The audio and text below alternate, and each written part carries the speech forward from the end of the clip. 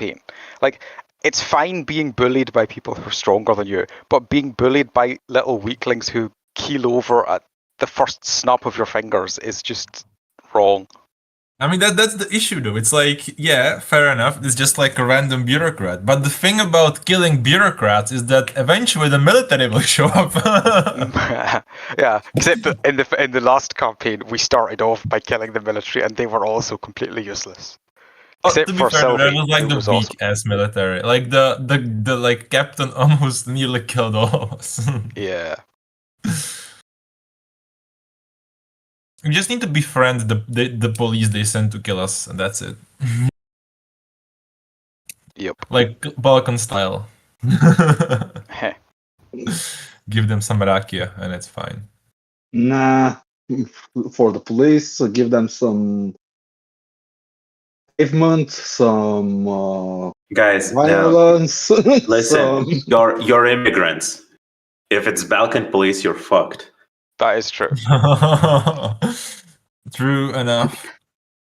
You're not white slugs.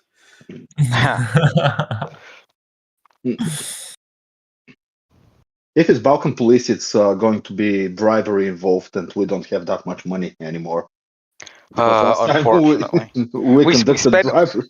Yeah, the first guy who showed up, I was all like, "Yeah, I'll bribe you. I'm fine with that." And then the second guy showed up before we could recover our bribe him. Wait, just settled out of court. Yeah, that's it was a clear bribery.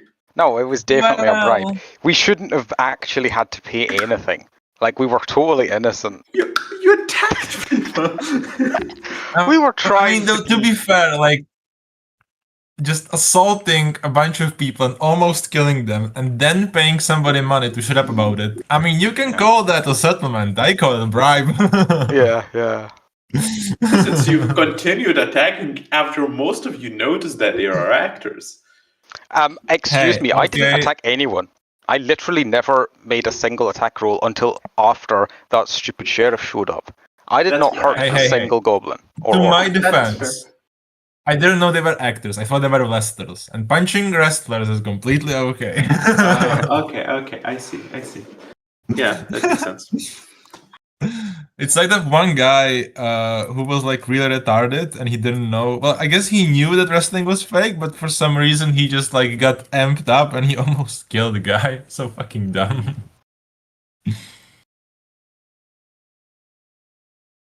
So yeah, that's what happens.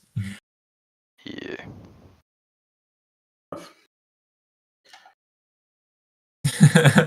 No, to be fair, it does sound like super funny. Just have like a boxer guy just run up to in the middle of like a plane, just punch one of the actors unconscious with one punch. Yeah. I didn't even punch them. Also true. I mean, yeah, imagine you're just watching a play and then these weird-ass kids run in. Yeah, that's right. They all think we're kids. Why the fuck are they trying to arrest us? Well, I mean, we don't have parents, do we? I also want to specify, nobody ever talked about arrest. The guy tried to take us to court. Yeah, he tried to charge children many gold. What? No, they thought you were an actor troupe.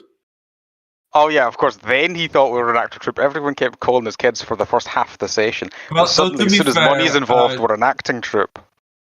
To be fair, acting is child labor even like today, so maybe they wouldn't be surprised. It's like, yeah, it's just kids. Let's tax them. I'm sure they have lots of money from acting.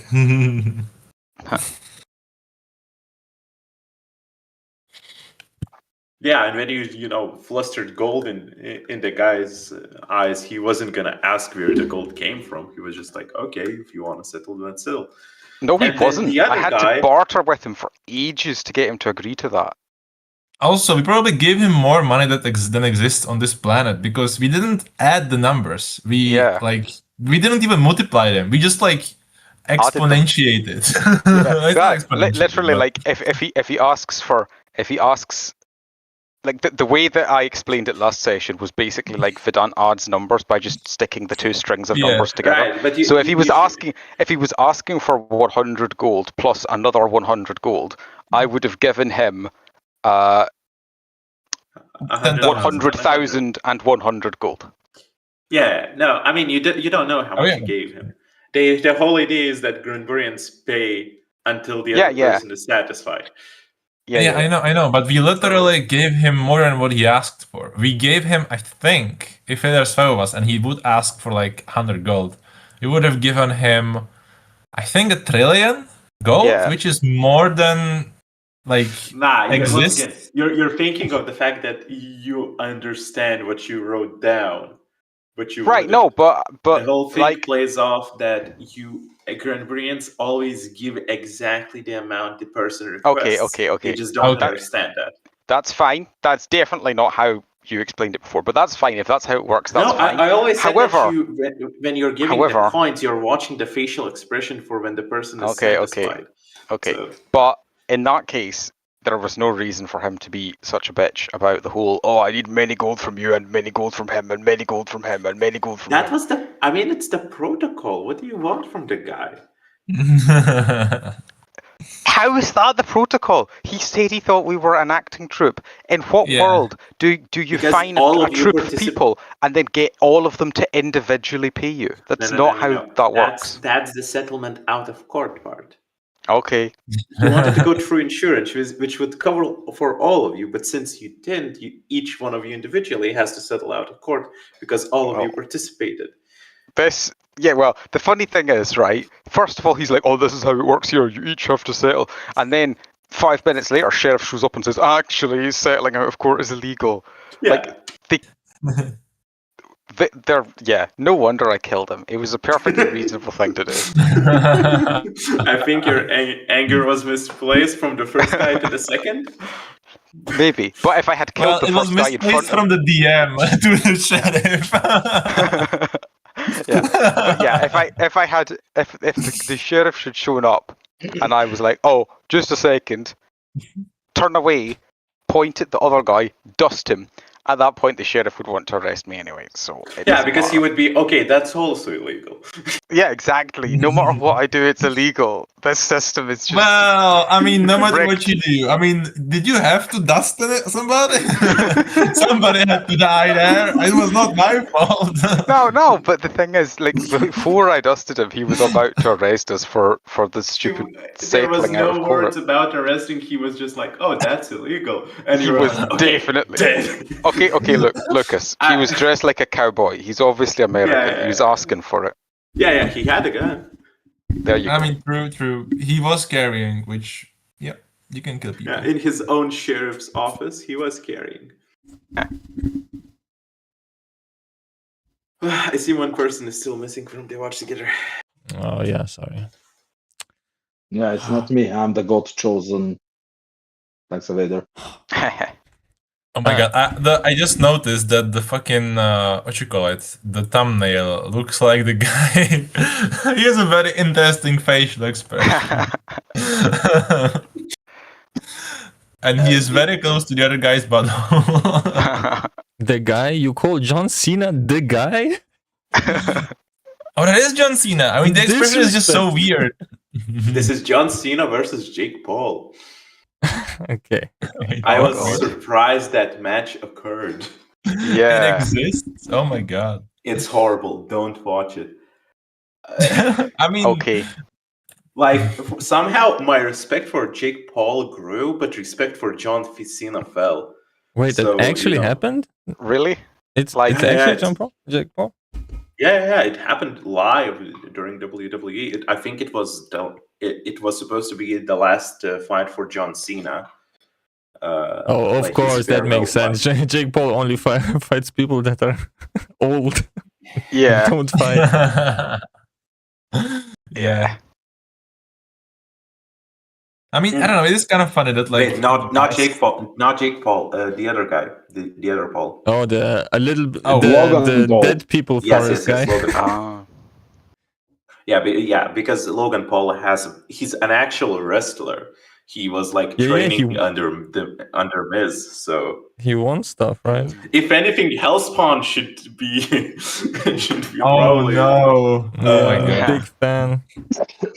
By the way, guys, if I come off frustrated today, it is because God punished me by disabling my left mouse button.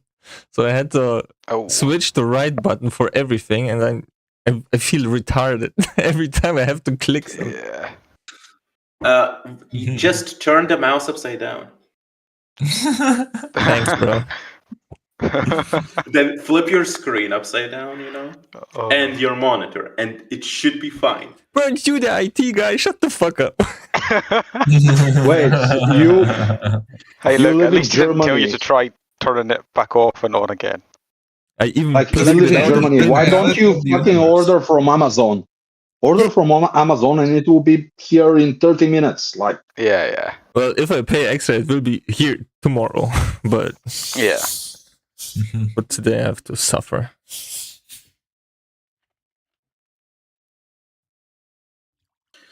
suffer? So today we are doing a drawing contest. Hey, I still have my drawing tablet. I just plug it in. It's fine. Oh, right. Of course. No, actually, yeah, you probably have the most advantage. But acting like. Go ahead. Acting like if there was a drawing on contest, it wouldn't just be everybody submitting AI art. Well, no, it would be if I suffered having to draw in the dream sequence. You would suffer here too. You would have to draw. You chose to do that. You chose this. I do not choose my actions. Okay. Who does? The muse. They are given unto you by God. You simply obey. Who's your muse and how can we influence her? Or him. It's 2025. Yeah, true. The DM is kind of gay. Why do you be a person? His muse is his AI girlfriend. Yeah, of course. That's why the campaigns were shit before AI hit the scene. My muse wasn't there yet. Yeah, but wait till you find out it's actually not AI. It's just some Indian guy pretending to be AI. Hey, have not been disappointed in him.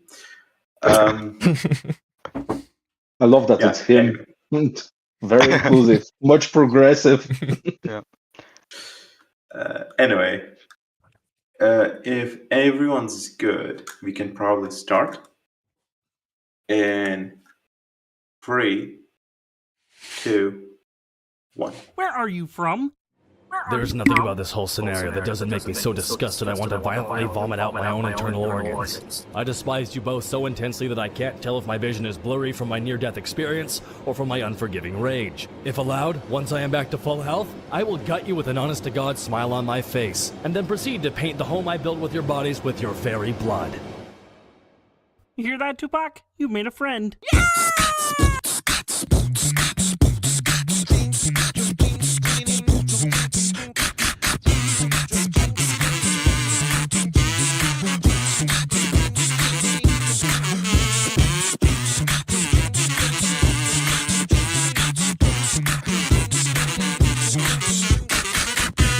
Before we got no test or audible, you should give us a chance, cause we're all victims of circumstance. We've had it pretty tough, but that's okay, we like it rough. We'll settle the score, survive the rest of 2 world wars. Hey, get up and dance to our Eastern European kind of. Get up and dance to our Eastern European kind of. Get up and dance to our Eastern European kind of funk. Get up and dance to get up and dance to get up and dance to get up and dance to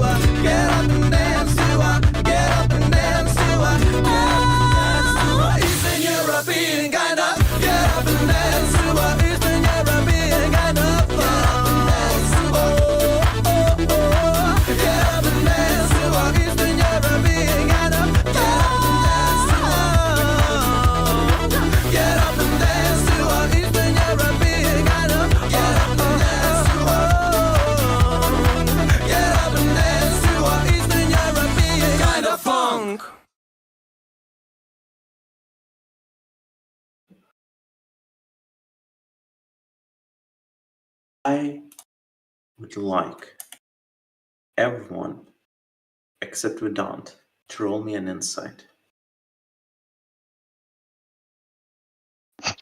Great start. There we go.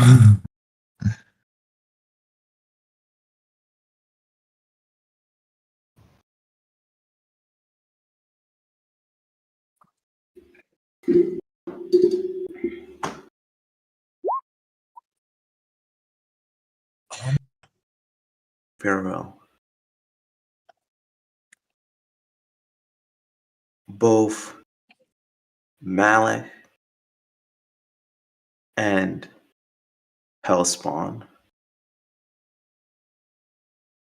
you notice the girl starts stepping backwards as she screeches.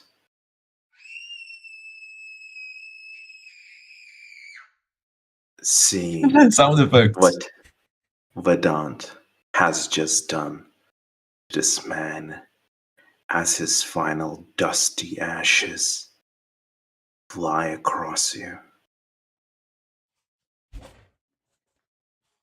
The three of you see Vedant having lost control. And for the first time in this campaign, having killed somebody. Well, first time is maybe a little bit of a stretch, but Dream sequence doesn't count. And there was the robots, which also don't count. I guess if robots don't count. It was just hacked training robots. Yeah, I guess. Because we haven't really fought. Yeah, we haven't really killed anybody. Well, we've heard the like people on the crew, but I don't think we killed any of them because they got killed by 6ix9ine. Yeah, it even made sure to save the janitor. Yeah. We just invited an evil god to destroy the ship with everyone that we knew on it. It's not like we killed anyone ourselves. Well, I mean, that was Malik. You were just like accomplice. You weren't actually the criminal there. Yeah. This is your first kill. Fair. How does it taste? Dusty. Yeah, Vedant. How did you get here, and how does it taste? Just before saying that, I think none of us have actually killed anybody except for Malik and Vedant. I don't think Hellspawn killed anybody either. Even Malik hasn't killed directly. What about Malik? Fair, but with Malik, like he's like a mob boss. Evil Malik didn't die. He was just defeated, but he's still within. Yeah, fair. Malik, right? So. Yeah. Okay. Well. Anyway, so what happened last session was that we woke up. No, we didn't. That was the previous session.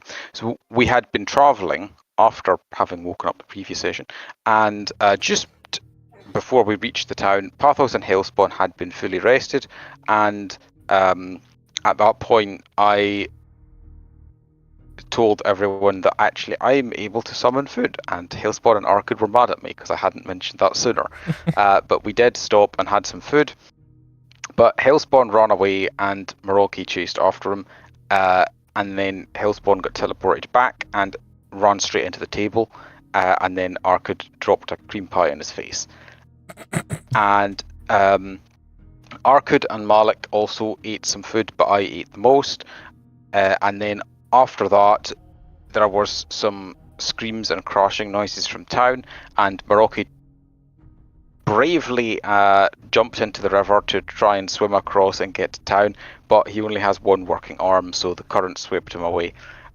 And then Hellspawn dove in after him, and Arkid was riding on Vedant's back, pulling on my eye stalks, and I drove along after them. But we were not able to keep pace with them. As such, soon Hellspawn got teleported back. But fortunately, he grabbed onto Maroki, and Maroki was also teleported back. And after that, we used the bridge. Oh, also, while that was happening, Malik was talking to Pathos and talking about how hot Jan's mum was, which Pothos thought he was weird for that. But anyway, we all ran across the bridge into town, and there was a bit of talking between Maroki and Globork, who was the boss of the Goblork squad, and it seemed at first like they were all bandits or something, but it quickly became clear when they were very, very, very easy to knock unconscious that actually they were just weaklings, and we were told that they were actors, and also there were some seemingly dead guards, but actually they were just covered in ketchup. So once we realised that, we all rushed in forward to help, and everyone was stabilised and stuff, and they were all fine, and there was no problem at all. And I even told them all where to find my healing food outside of town if they wanted to go and have some. And everyone was happy, and there was nothing wrong. And then this overly dramatic guy showed up, and he was really annoyed at us. But we told him that we were looking for the children training camp, and he said he would take us to this guy who could show us where it was. And he took us to the sheriff's office, and then once we were outside the sheriff's office, he was all like, "Oh, you have to pay me lots of money now." So we eventually were able to get him satisfied with the amount of money he wanted. And then as soon as I did that, the sheriff popped out of his office, and suddenly he was all like, "Oh, it's illegal to settle outside of court," which is the most ridiculous thing ever. So obviously, because he had interrupted us before we could sort out our gold, currently we did not have many gold. So instead of complying with his stupid laws, I just dusted him. And then that made the streetlights start flashing red and an alarm start going off. And as for how it tastes, Vedant starts spitting and turns around to the others in the group and says, "Oh no, I think I got some of the dust on my mouth." Pat, pat. Hellspawn looks at him in absolute shock. How could you? He was trying to scam us. He really deserved it. Anyway, we should probably leave because, there's a lot of noise here. Both Hellspawn and Mal, you can immediately notice that Arkad is crying and crawling away on all fours. Also, someone should pick up Arkad. She might get lost if she wanders around like that. Was I still sitting on Vedant's legs while he dusted that guy? Yes. Did I believe get blood splattered on me? Arkad was on his There's no head, blood. right? He got dusted. It was like necrotic damage. It's But not yeah, but you got the blood. dust on you. Yes, you have It's even dead more guy dust. cursed. It's just like a human dust all over us. Mark is like, "What the fuck, man? Shouldn't we wait for the cops or something?"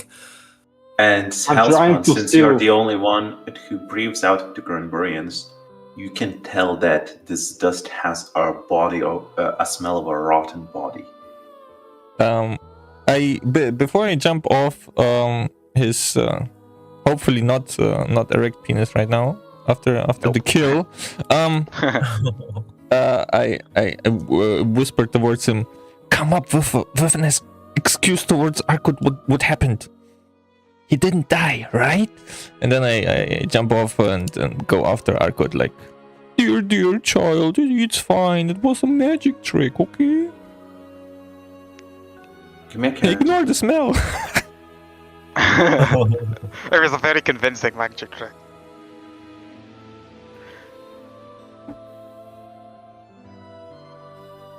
Give me a charisma, Hellspawn. Okay, if I managed.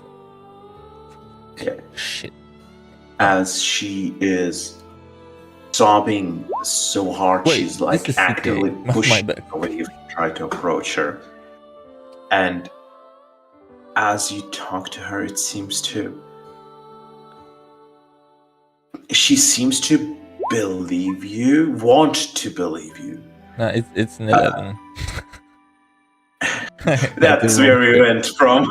seems to want to believe you. Wait. Technically, no. It's an 18 plus 6, right? Because the first roll counted, right? All right.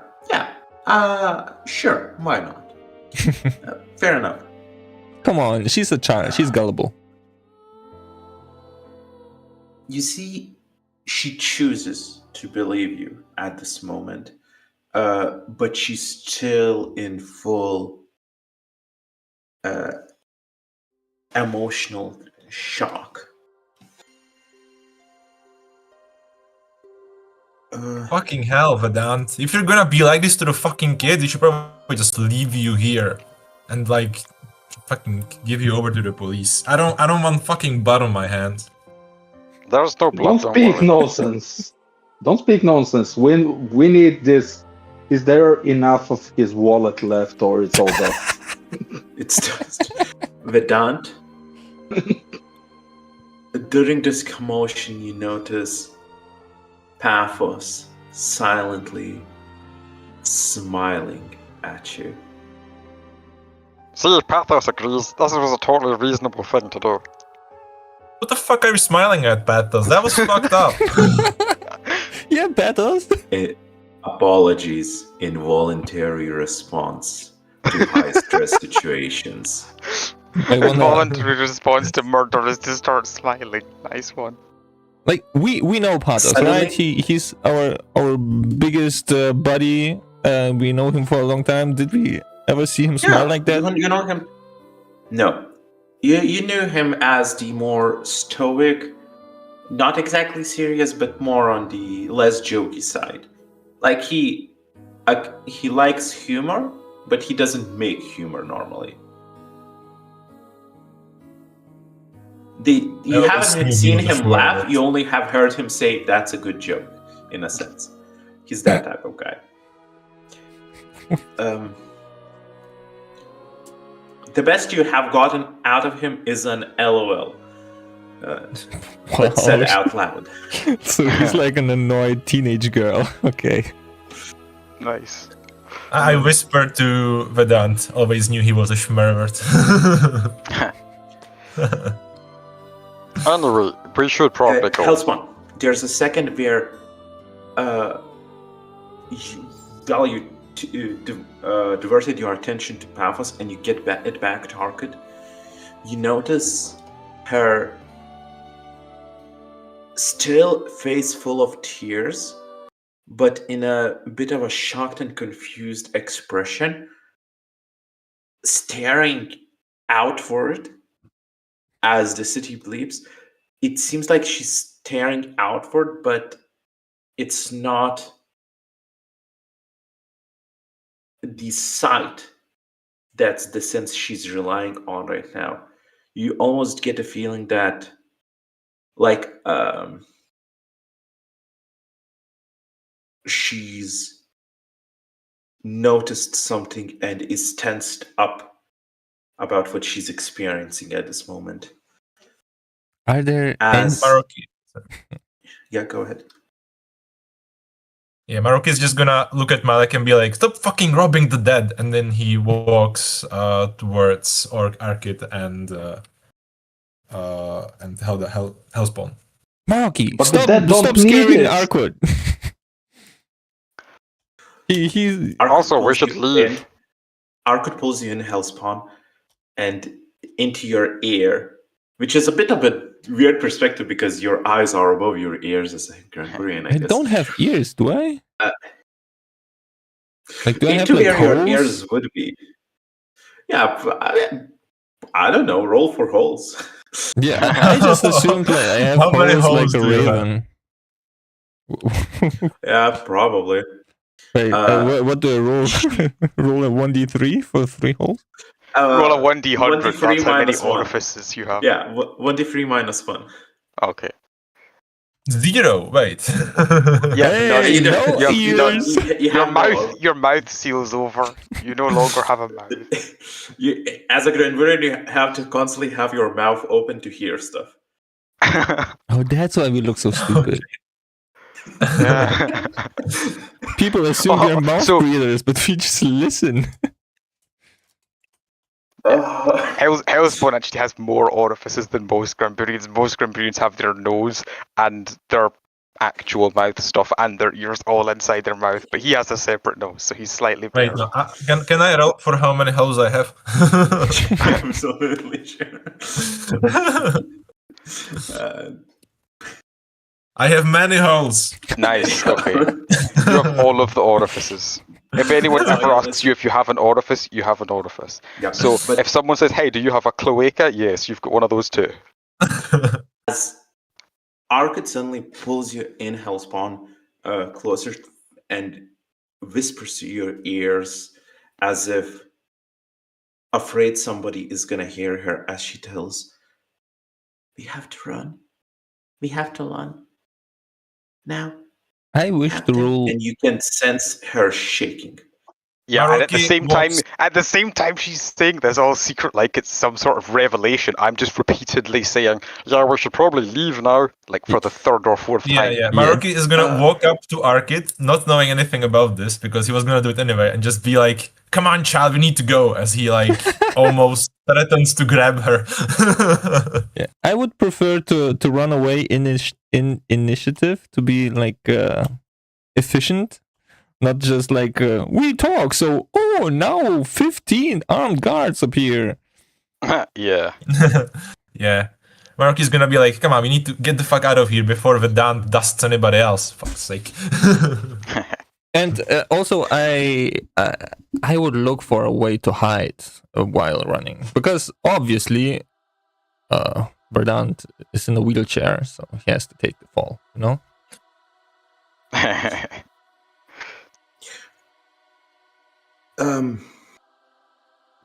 You can see, Hellspawn, that there is more of an alleyway pathway through the city, if you wish to take it.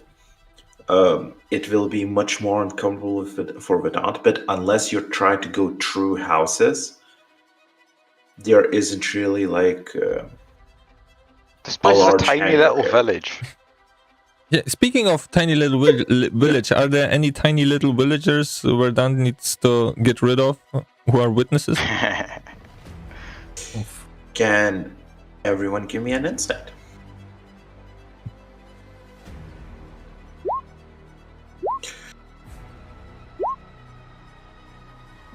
I use sonar.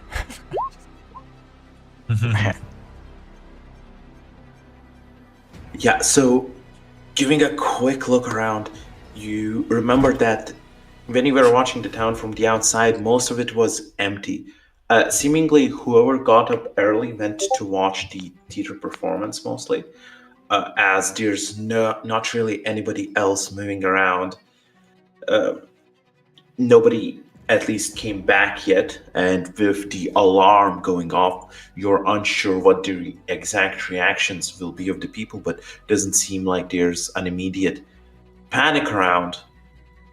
But Vedant and Hellspawn, both of you notice a figure appear a few rooftops away. An armored man, which Vedant, with his critical success, would be able to tell is a Mort. How fast is Orchid? Would it be fast to carry her or let her run after us? She has an ultimate ability which allows her to move 1 hex in combat. Wow, okay, I'm that is incredibly bad. Oh, okay, so I am gonna pick her up. Are you? Yeah. She would cling to Hellspawn. True. Oh, okay. As you pick up, she's scared and you see her. You have not seen a child this frightened, as she wants to scream, but she's too afraid of something else to do so. Well, with my crit success, can I see which direction is the nearest edge of town? Like where the trees are thicker and such? Did we not come from there? There is. Yeah, we did. So Yeah. So. From the perspective of the town, like most of that area is water. It's like a docked island. So over here you have the bridge dam. that we came from. Yeah. So this isn't really, most of it isn't really an area you can escape from. There is a path outward that you would know through the city, backwards in that direction, or you can try escaping towards the forest and go towards the, like you would be able to go towards the waterfall through the foresty area. Which is closer? There isn't much of a difference between the path and the forest. The path will be much easier for you and not especially to navigate. But it is an open area, versus the forest, which is unclear what paths lay in there, but it is obscured from vision. Okay, well, in that case, the first thing I'm going to do before we start moving is I cast this on myself. And then I'll start moving down the path. Well, then again, unless anyone else says otherwise. I mean, shining isn't really a good way to run away. Yeah, but it grants me temp HP, and the path is open anyway. How fast can you move yourself? 6 on my wheelchair. 0 on without my wheelchair. Okay, I guess I will help him. I would like to help Vedant anyway. I don't actually boost his speed, but like to just stabilize him in case he trips up on the pavement. It's time to split up. Hellspawn goes in a direction where it's the hardest to traverse because he has a climb speed. I'm slow, so I'm moving with Vedant. Plus, he's one of the true followers of Savit. Yeah. And kills the taxman, the lowman. So by the way, you no will goats. be carrying Arcud alone in a different path than the other 3 are going. The other 4 paths will join with Vedant as well. I mean, I guess you can climb up the roofs and run up the roofs, but that's not really that safe either. The thing the Mort shows up on the roof and he's like, yes, I'll climb up onto the roofs, that'll be the safe. Yeah, that's the worrisome thing. But he didn't specify. We have never encountered Morts with wings before, so maybe he's just chilling on the roof for observatory reasons. Who knows? Fair. I want to specify, when I said you see a guy appear, I would tell them. I would obviously mention to the others that he's a Mort. He teleported. Manifest in the air. Yeah. Cool. But yeah, I would definitely point him out and be like, oh yeah, look, there's a Mort over there, we should probably go. As you point, Vedant, you realize you just pointed to a Mort that is different one than the previous one you saw. They're multiplying. I mean, to be fair, there's only one thing that's like almost as menacing as somebody teleporting behind you, and that's teleporting to a rooftop above you. Yeah. I don't know if it's menacing or just aura farming. Oh god, it's like that guy. No. The guy, more menacing the mage that was friends with Vidal has secretly started an entire order of Morts who follow his teachings, and all they do is stand around farming aura all the time. No. Okay, so I wanna just read once again, make sure I heard you correct. Arcud has clinged onto you, and you're running in a separate direction towards the trees, out of the town. Then the rest of the guys are going. If you say it like that, it sounds like a stupid idea, but it's not. Hey, we can be a distraction since we're all big and, well, I'm glowy. Yeah. And then you can get Arcud out to safety. Hey, my biggest priority as the leader of this party is to get away from the party and save Arcud, okay? So, like my goal is to get out of sight and hopefully hide and use difficult terrain to move away. And I assume I can stay close to the fighting that the others will be involved in when they inevitably catch up with them. So I don't want to just run in the opposite direction and dip out. I just want to... I just want to use them as meat shields. Is that not okay? You want to...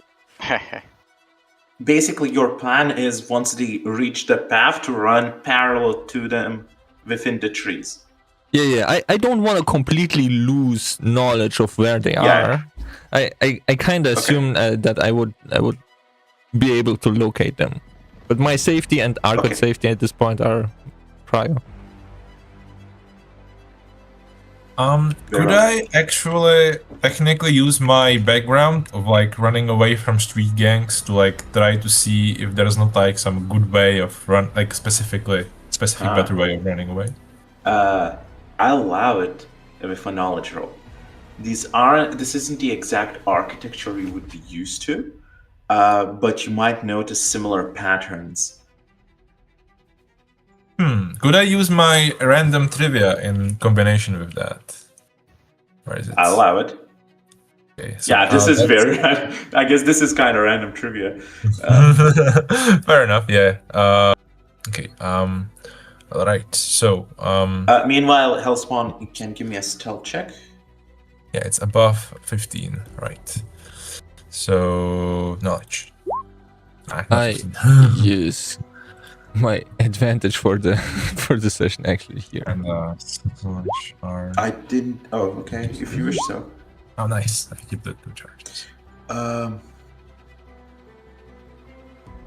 tuck my chain, by the way, so I'm not as flashy. What happens, Hellspawn, is as you run by like a market that hasn't started up, you grab like a cloth and cover yourself up with Arcot acting as your belly. Kind of as a pregnant old lady. granny shape. Or that. Well, I would prefer a pregnant Arabic woman in a burqa. Yeah, but you're quite too small for that. There are midget Muslims. What the fuck? Yeah, there are small Muslims. Midget Muslim women in a burqa is a very specific thing that would draw even more attention, Carlos. I'm pretty sure I saw a couple in this town already, but okay. I mean, what do you know? Maybe this is France and burqas are illegal. Okay, never mind. The DM is right. I will just disguise myself as a witch. It's fine. Whatever you do, don't disguise yourself as an out-of-court settlement, because that's a crime, apparently.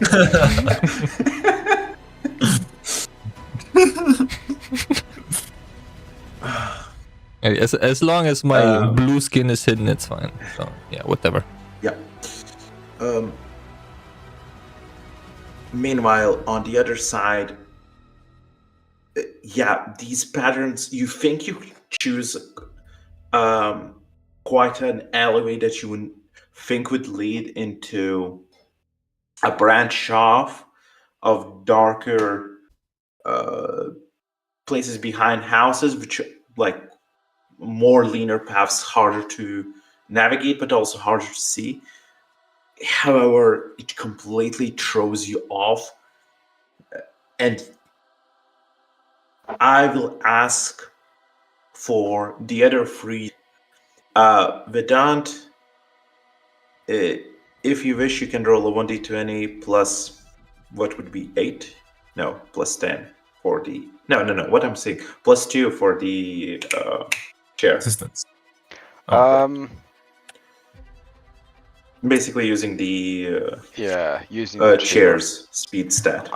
I don't really think I should be allowed to do that because I'm supposed to just use a D3. But what I will. Yeah, actually, you know what? You're right. Use a D3. No, that you're right. Wow. That ability is. But can you get advantage from being assisted by me? Well, I mean, I did only roll a 4, so that's not really much better. The problem is that your assistance, as I said, you go through, you choose based on your knowledge, and still awaiting Malik. But really, this is like, why I'm like actively holding like the wheelchair back, like the way you would, wheel somebody, because we're roughly the same speed. But since you had an idea of the navigating like you're running from a gangs. You go into this thin alleyway that you know will be hard to see, and as you turn in it, you reach a dead end, but it's too narrow to turn Vedant around, so you have to drive him out backwards from the alley, which with Malik's help and lookout is a bit faster, but you're not quick enough. As once you reach the main, once you go out back from the alleyway, you're surrounded by 3 morts. And that's where we're gonna go into initiative.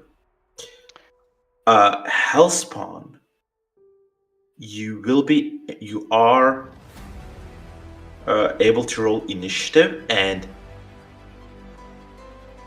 after you will be able to join combat at any point you wish,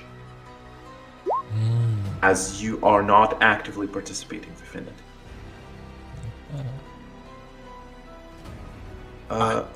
One second before I have a map. Oh, so okay. And let me. Yeah.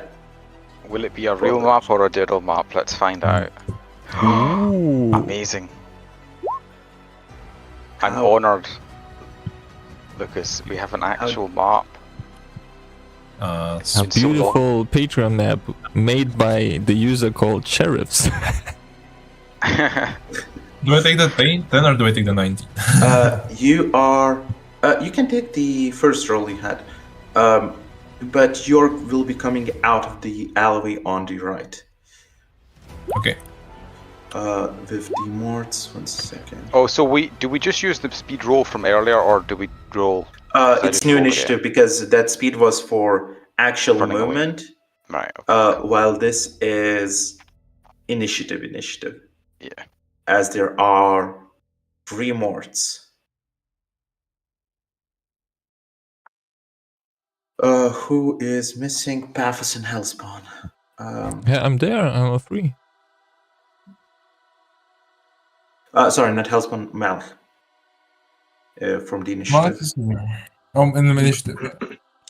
I rolled 16. Okay. But you need to add your token. Oh yeah, I'll add it in a 60. And Paphos, wait, where is Paphos?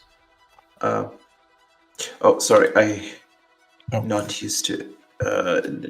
I just need to add his token. I'm used to dragging in a picture from the pictures, but I need to drag the token in.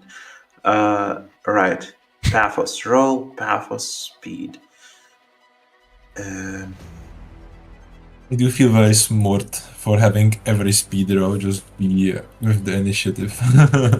I'm gonna put it in the chat. I said I was gonna do it and then I forgot. So,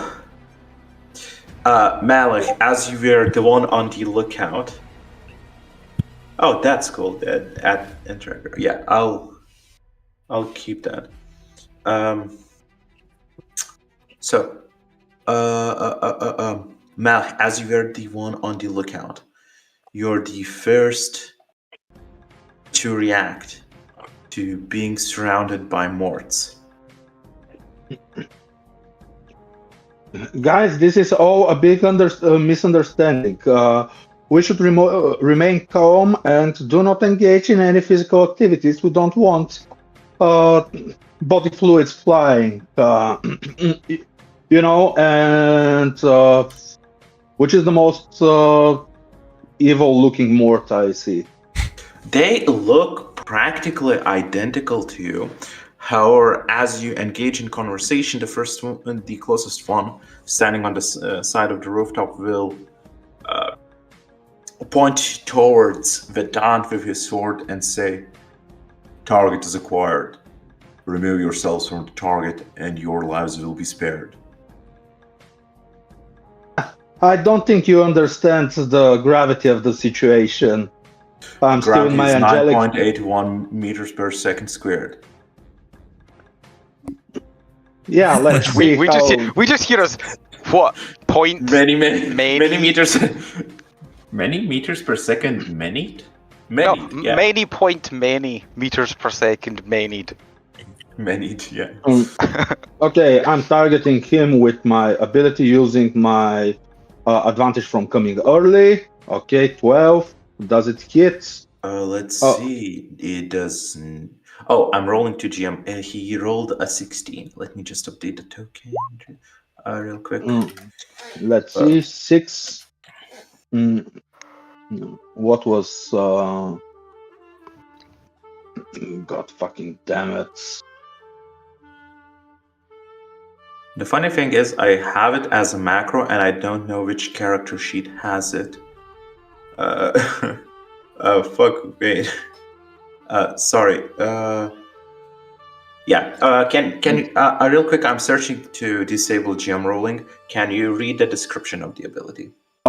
Okay, first of all, he takes only half damage and ignores the effects. Up to 3 targeted enemies lose hope and receive 1d12 damage. So, how many morts we have? We have 3 morts. Okay, so let me roll for damage. So they take half? That is that? Well, they take the 6 is hope. Trust in Bob's promises and good that is to come. Up to 3 targeted enemies lose hope and receive 1d12 damage, losing their will to fight. Since it's collective wisdom, they take half the damage. And take 2 damage each.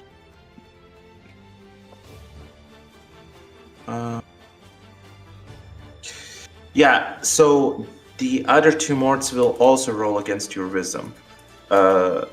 Basically, in the same sense that you target them all, they all need to make the save, or they will take half damage. So one of them rolls a 2, and really sorry that you can't see this, but let me just real quick. Yeah, okay, so the only mort that succeeded is the one up top, so he takes 2 damage, while the other 2 take 4. Is there an additional effect? Or is it only damage? They lose their will to fight against Malek, so if they want to target someone, it wouldn't be me. Yeah, so the other 2 are affected because they failed their wisdom. But otherwise, this one still on the rooftop is completely fine. We should have avoided that, Oh, fucking hell, what's with my rolls today? And let me roll which effect is triggered. Oh, it's 1. They have a 4 in wisdom, so it's just a plain 1d20 to beat yours. So what's the effect? Let me paste it because this is a long one.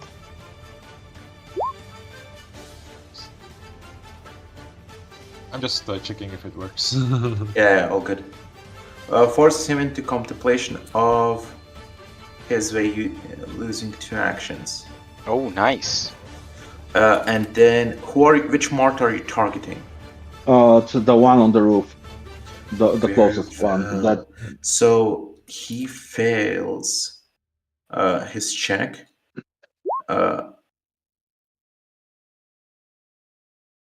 He will not take the damage. No, wait, he does take the damage on that one. Yeah, so give me a 1d20. Give me a 1d20 for his damage. Awesome. As he takes an 11 additional damage, and can you describe to us how this manifests? He basically looks in despair, looks at his companions, completely shattered in disbelief. He takes his own sword and he plunges it in a seppuku way into his armor. Awesome. Since he's also metal, it does only scratch him. As although they're a bit hurt, they're not that badly hurt from this. Is that the end of your turn? We should avoid any further bloodshed and bodily fluids leaking out of your armors. If you do not comply with us, we will be forced to take over your puny lives, because we are the God's chosen people. Blessed be Savid, hallowed be his name. Affirmative, blessed be Savid, and no bodily fluids will leak from us. Are you sure the God wants us to fight these people? Malek, is that the end of your turn? Yep, that is correct. Paphos will look towards you, Vedant, and say, with a smile on his face, "So, Vedant, which ones will we make disappear now?" Well, pick one. I guess it doesn't really matter what one you start with. Malek hurt all of them. Very well. I shall destroy that one. He points towards the Mort that's standing on the ground. As he will, you see a dark light shining from the tips of his fingers. Dark light, as in its darkness emitted like light, and he doesn't. This is exactly the same. Is this exactly the same? It's not -14. It's not the exact same as what he rolled before against the orc. I don't think it was exactly -14. It was definitely a minus similar. something. Yeah, it was a minus. As he goes silent for a second and says, "Oh no, they don't have kidneys." As it was -12. Very close, but yeah, it was -12 before. As it is now the Mort's turn. The Mort up top has lost his 2 actions. Can he do anything for a bonus action? Yes. He goes into a defensive stance, raising his shield. This Mort will jump off quite easily and be able to move 6. He will run up towards the taunt, but he doesn't have any more actions to use. However, he does raise his shield against Malek, going into a bit of a defensive stance. This one, 6. That's 5, 6. Yeah, he's gonna run towards Paphos and also go into a shield sense. That is the end for them right now. Meraki.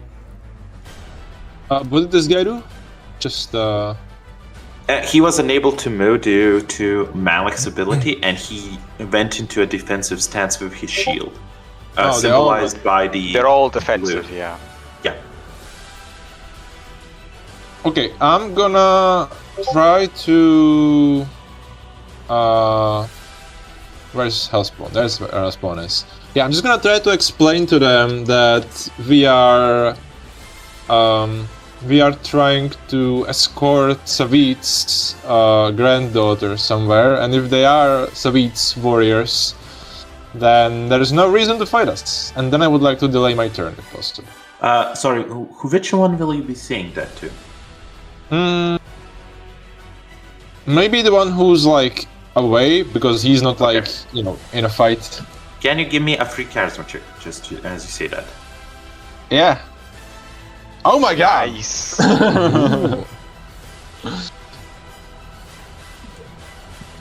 You see him get confused for a second as he looks around and says, "And where is she?" I'm just gonna say, Hellspawn, you better fucking show up, okay? And that's the end of my. Not the end. I'm just gonna delay my turn. Delay until when? Just after Hellspawn, I guess. For now, I mean, I don't know when his turn is, but yeah. Yeah. Hellspawn, are you from this point can inject your turn at any point you wish? That can be now. That can be after anyone's turn. the thing is, I was traveling with Arkut, so how long did it take for them to catch up? Like, I know this map is still in front of the sheriff's office, but we split up and walked a little bit, right?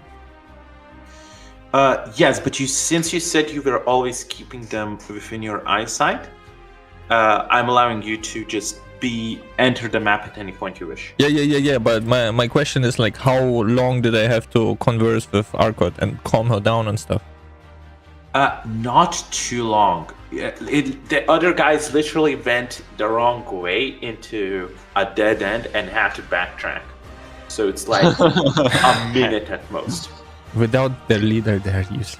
I get it. The problem is, in Hellspawn's mind, he curses out Maroki because he wasn't paying attention that Arkut was scared of these guys for some reason, so using her as a trump card will probably not work. Well, you're cursing out Maroki, while Maroki is out loud cursing out you. Yeah, but I don't want to give away my location. At least not until they're down. Okay. The thing is, I just placed myself in the corner. I'm not sure where on the map I am currently. You can enter from any pathway you wish. So from the bottom, from the left, or from the top. If Arkut is not calmed down properly yet, I would actually use my turn to calm her down using my NES learned techniques of massaging your temple, distracting her with what candy do you like? Peep-up, like small child manipulation tactics. And like my plan is to get her to calm down to a certain point where I can give her the command to keep a distance of around like what was the Arkut spawning distance? 200 meters? Yeah. Yes. Yeah, because my plan is to enter the fight when Arkut is away. I'm not dragging her with me in here, but ideally she would see us losing if we lose, and then run away, and then I would be teleported to her to safety. You know, that's my plan B. It does seem she picks up on your general idea, as she does say, with still a fully red face from the tears, but she hasn't been tearing anymore. She's in more shock fear right now, as she just says, "Don't leave me.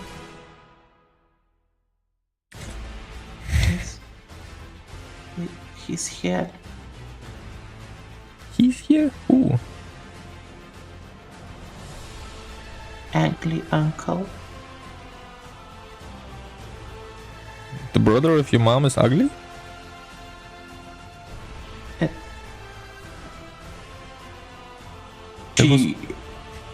She doesn't find the words to answer you, but you feel like you were wrong in that sentence in two ways somehow.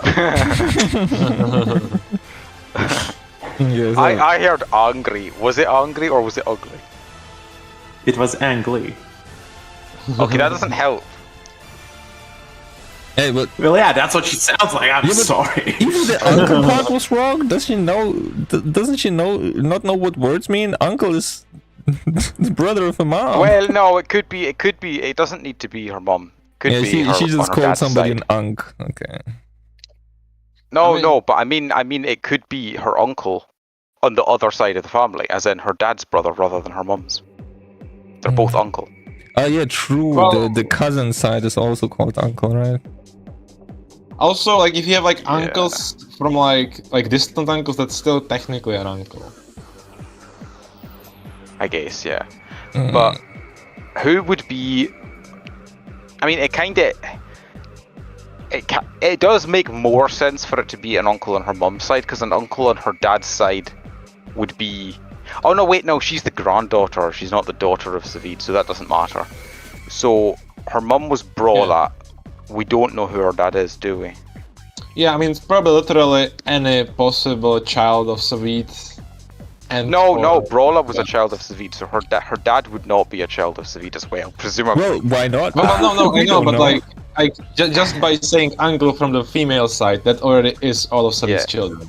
Yeah, no, but I mean, like, if it isn't from the female side, we don't know who it would be. But yeah, if it is, then yes, any of Savid's kids. So it could be Leikai, because he's still alive at this point in time. So that would make sense. He's like not biologically related, but he's like adopted, so he would technically count. Hellspawn, I need you to make decisions. Are you moving? Or what are you doing? Like, she is not actively crying, but she is clinging tied to you like a baby monkey. Okay. Man, my plan B doesn't work. Okay, I'll take her with me. I will not oblige with Maroki's command. Obviously. It's the thing is, okay, I wanna be here on the map in this mouse is so hard. Okay, I wanna be here in perfect hiding, but not engage in combat. I wanna delay my turn further, so Maroki's turn gets also delayed. Past I wanna delay my turn after Patos.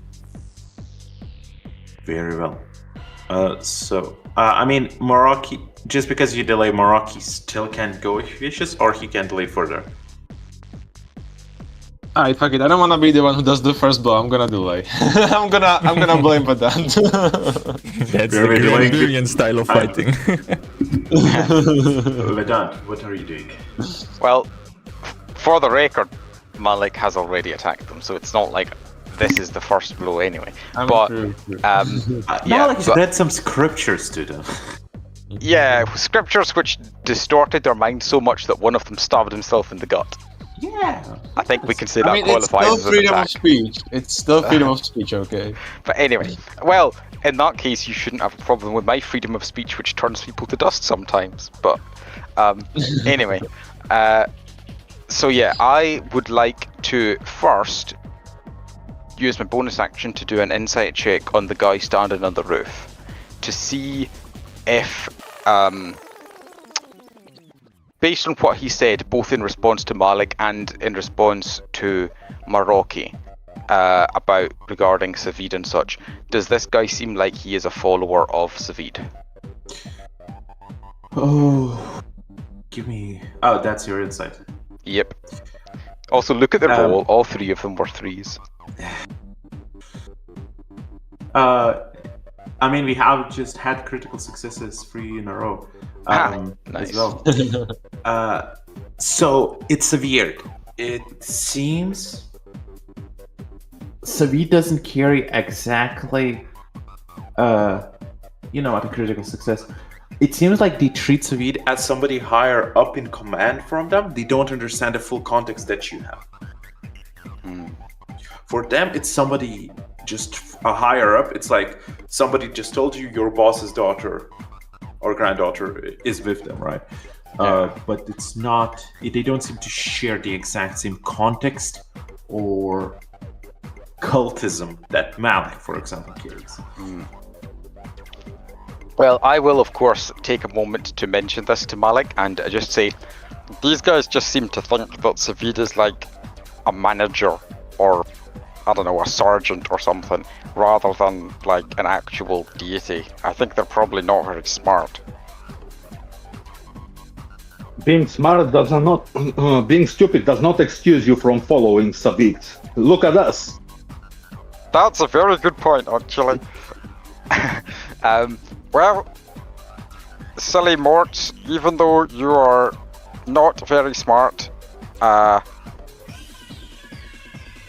you should follow Savid, and if you refuse to do so, then we will have to take proper action to make you comply.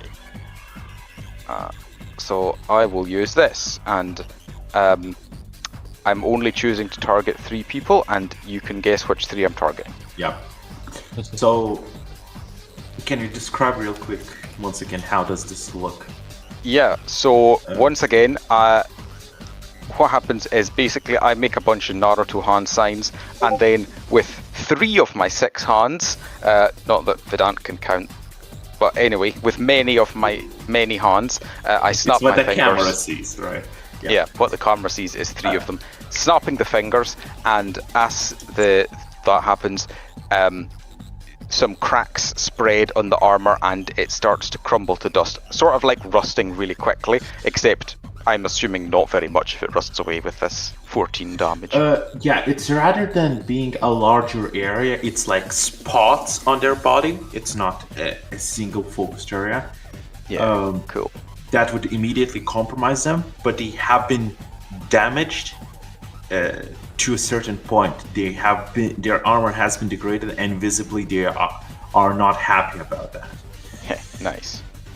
But that is my turn. And Moraki hit. Yeah. Those guys keep hitting. Yeah. I guess I should beat them up. I mean, it's just more. It's like murdering a puppet. It's not like murdering a person. Okay. Christinoma proves this message. Okay, I'm gonna start in the. Should be able to see it. Yeah, I'm gonna start in the float like a bee stance, and I'm gonna move like this. So that now I should have -4 if this guy attacks me, and I'm gonna taunt him. Be like, "Hey, Tinken, watch out!" And then I'm gonna punch him in the face. Just a classic. This. Yeah, complete a normal boxer does. Yeah, once. And that's -6, so it's just 11. Oh, LOL! I realized I had a mort stat check as a macro bar action for the longest time. So long, in fact, I had archived the character and could not for the life of me find the character in the normal list, and I was so confused on why that was the case. Because it kept rolling in the hidden. So now it can do fully. In his defense stance, so he does have advantage on the defense. That doesn't help him in this case, as you do hit. Your damage is reduced. You rolled 2 dice. The second one was 6, so we ignored that and dealt 11 damage. Yeah, 11. And that's the end of my turn. Actually, it's fine.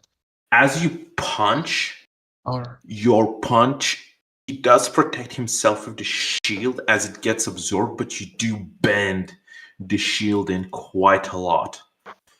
Nice. Okay, you almost shatter it as it cracks in its corners. He's like, yeah, I'm gonna just, block this punch, it's okay, and then it just dents the fucking shield. And I would, as my bonus action, like to, I squint, and then I say, okay, Vedant, I guess you can do that thing again.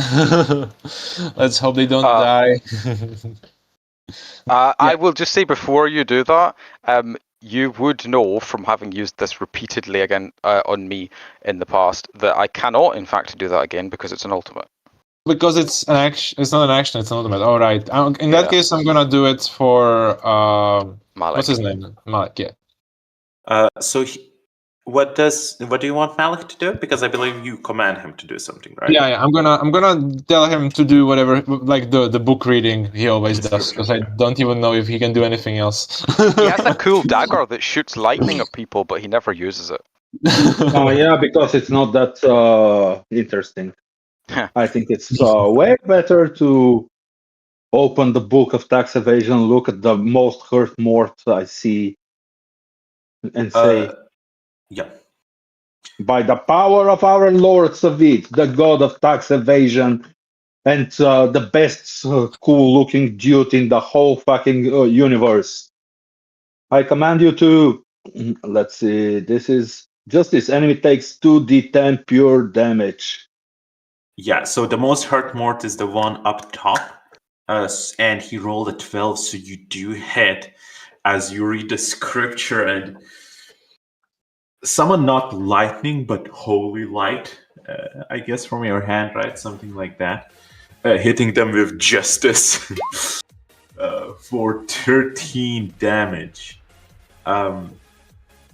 As the Mort is forced onto one knee, but still fine. He looks halfway done, in a sense. Is that the end of your turn, Maraki? Oh yeah, fuck, it's still my turn. That's the end of my turn, yeah. One other little thing I forgot. I meant to ask this at the start of my turn. How many rounds of the illumination did I have left? I said you took a minute. How long does it last? At most a minute, and it lasts a minute. And I did realise that realistically, I should never use this out of combat. That's just way too little time. But yeah, if it's at most a minute, then I might have a round or so left, maybe.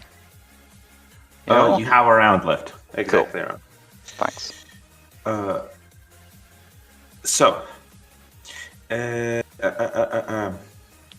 Right, Maraki, as you end your turn, you guys notice something happening.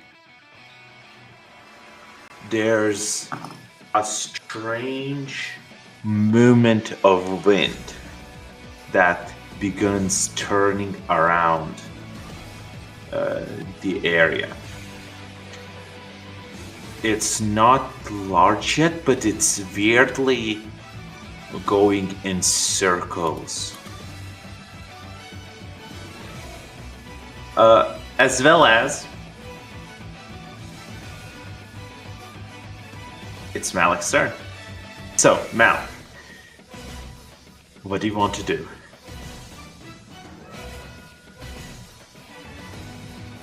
You're muted. Okay, again I will tell to these guys, the Morts, we don't need to fight. So, drop your weapons and we can just leave the town. We're not looking for any more trouble and you're stopping us from escaping. You know that? Our Lord commands to apprehend those who lost my train of thought. Those who treacher on his land. Well, my lord commands me to go to the kids' re-education concentration camp.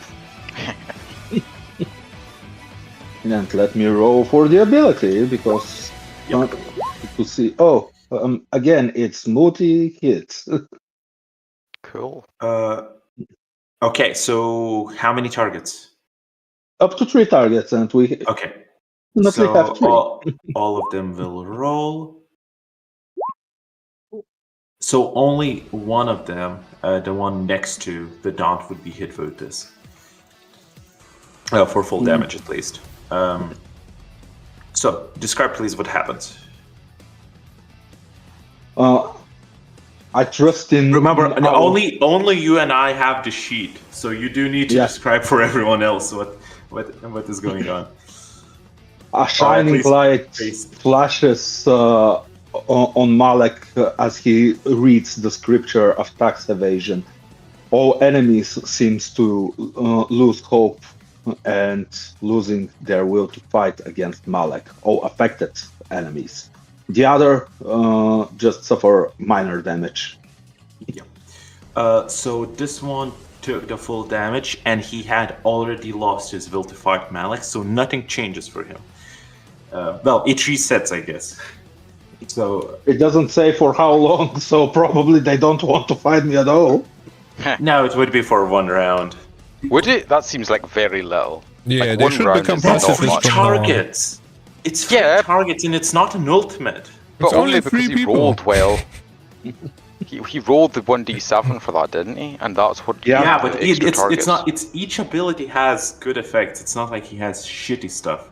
Well, I'm saying that this one wouldn't be a good effect if it's only 1 round. Why? Because he can't target you, but he can still target all your allies. Yeah, it's not good. Like, we had this same discussion when I talked about the other ultimate that I've never used. Like, being able to not get attacked for 1 round is not helpful in a team game. But it's also dealing damage, so it's not just a single effect, right? Yeah, I guess, but still, it's not that impressive. Don't forget. Also, it's your ultimate versus his single action. Remember, this is a single action attack. Oh, I guess. Which also doesn't have many uses, so he technically could just keep going forever. Yeah, but unless I'm too badly damaged. Yeah. Well, you can be damaged if he can hit you. But yeah, Malin, that was your first action. The second action, I'm assuming you're going again. Bow down before our Lord and Savior. He is the one true Lord. Abandon yours. Again. Oh my Again, God. a 6. Just roll damage because the first one already failed. So going from top to bottom, all 3 of them fail. Nice. No one will taking 11 damage. As the Mort next to you, in pain, grunts. Nonsense! Oh, he tries to find something smart to say and just looks in desperation towards Vedant. Does this guy ever shut up? He is very loyal to Savid. The fact that you are fighting against him means that you are disloyal. I hope you realize that. We're attacking you! You are attacking my allies as well. No, I'm attacking you! Explicitly you, the fat guy! Well, I am also a worshipper of Savid, and I am his loyal associate person. We are allies, me and him. We are when you fight one of us, you fight many. And to be fair, they both shine the same way. we both have the slick, slimy look going on. Yeah, but also, like, you have a shining effect, and Malek, when he commanded, also had a shining effect. Yeah, that's true. Yeah. Bavos also has a shining effect that he will use on the Morton between him and Maraki. Pathos has the emo shining effect. It's dark instead of light. As he shines his light. Oh, come on. Attack roll. That one. Which he could deal 50 damage. But or he could deal 50 damage to himself. What does Pathos choose? He hurts himself in the confusion. Yeah. I will say, Maraki punched the Mort's shield so hard, he went backwards into Pathos, which threw off Pathos' ability to attack, and the Mort gets a free attack against Pathos. Swinging his sword for 22 against Pathos' defense. There goes Pathos. Yep.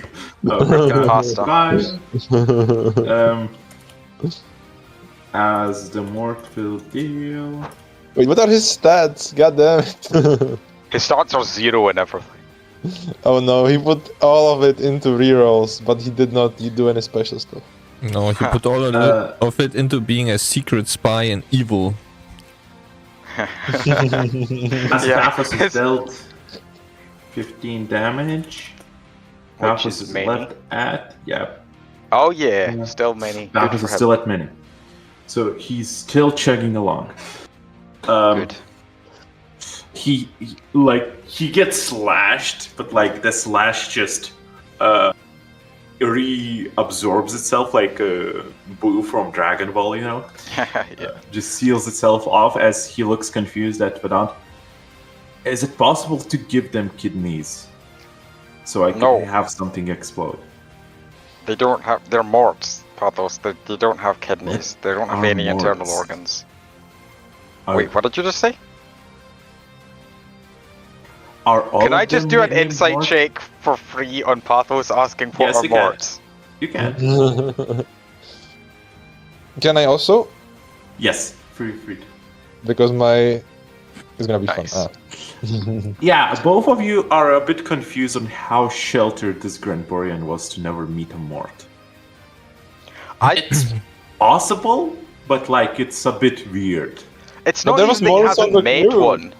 It's that he doesn't even know what they are. That's like really suspicious. Well, yeah, he's like a sheltered kid in the very far reaches of Norway who doesn't know what a black person is. And then when he meets a black person, he's like, it's just a guy covered in soot. Yeah, he's just a bit confused.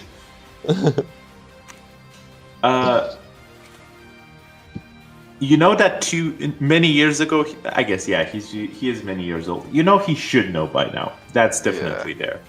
It's a bit weird. Hellspawn. With the wind picking up and Arcade clinging to you, what are you doing? I use my God-given role. So, when I see that my good friend and trusted ally Pathos is in danger, I immediately step into action. So, me as the disguised grandma, kinda hide myself less in this stall I'm in currently, where people left like a big pile of cheese for some reason unattended, and I shout. Fuck, did I use comment me in the last session? After waking up? I think so. Yes, you used it with against goblins. It's the single actions. Oh okay. Yeah, he did. It's a single use. That's right. Yeah, but recount is an action, right? Yes. Yep. Okay. I will use a recount to get it back. So, 1d3 minus 1? Granborian math? It's 1d3. Roll? No. Yes. I mean, I you didn't set it up. 1d3 minus 1. It's a 1 if you... And yeah, that ability is single use maximum. Yeah, I got my thing. Right. Okay. And because it's a God-given role to scam people, obviously, I use my good old charisma to start shouting, "Come to me, fresh cheese, fresh potatoes." Beep beep beep beep beep beep beep. And yeah, I use come on me on the enemies. Come to me on the enemies, but trying to appear as a stall guy. I'm sorry, but that Freudian slip. Wait, what did I say? You said "come on me." Well, that's in the second round. Sadly, I used my first action for recount, so I can't actually finish them off. So. Yeah, but I mean, they moved during their turn anyway, right? So. Yeah, but that would be like two actions: the recount and then come to me. It's charisma versus charisma, and does my God-given role actually work for this? Because yes, I'm talking with enemies. Okay. I mean, they're not a large crowd, but they are a mob. Nice. Yeah. Okay. Because I remember that was specifically after you gave your update, right? Ability. Progression ability, sorry. So, they have the same charisma. It's a 6 against your 18. All of them are very inclined to see why is this grandma in the middle of a fight, clearly a fighting field, trying to give out potatoes. Not potatoes, tomatoes and cheese. And I'm selling them for many gold. For one. Nice. Is that the end of your turn? I don't actually have. As a bonus action, I tuck Arkut in Like the monkey that she is, even tighter into my belly folds and relax her. It's all going according to plan, my dear child. Don't worry. I don't know why I'm using the grandma voice on you as well, but relax, okay? That's then.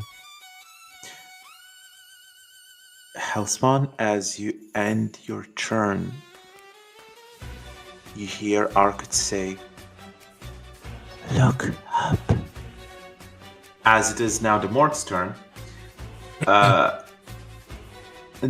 and yeah, they're gonna. This one will just run away. 1, 2, 3, 4, 5. Yeah, he can reach in a single movement, so he will use his second action to try to attack you to get rid of your robes. What? Why doesn't he use his second action to buy a cheese? He hears an old woman. He hears an old woman trying to sell food, and his first reaction is to try and strip her. Yeah, cut her down, literally. Oh no. You said his robes first. I thought you meant it was going to be non-lethal, but no, I guess not. He just wants to. No, it would be a non-lethal, yes. Okay. But just smack her with the sword, just a big slap. 18 to hit. Eesh.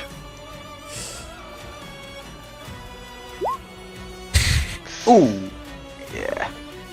I could block it.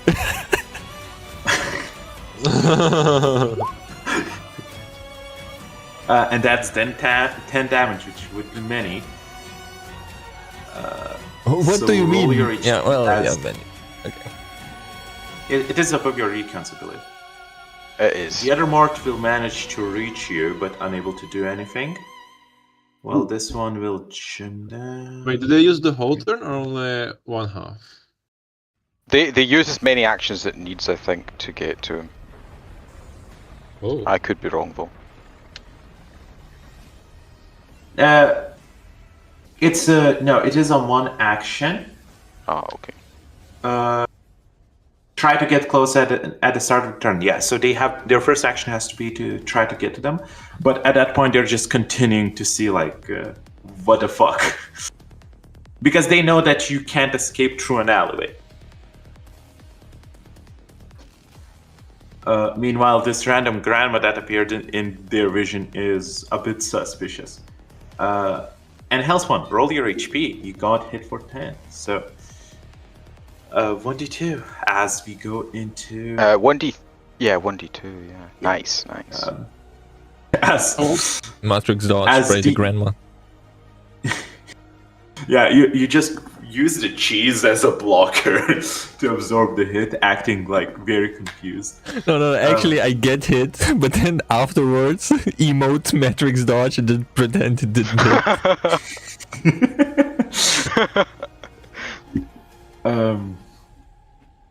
Vedant, it is your turn. Okay. I guess I'll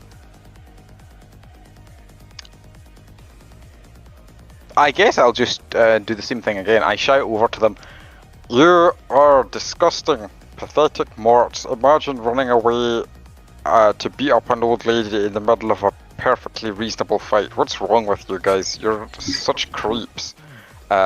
And then I target the 3 of them again. And I only have 1 use this time. One of the Mort succumbs to his wounds, as the other 2 are hit quite badly, but they're still somewhat standing.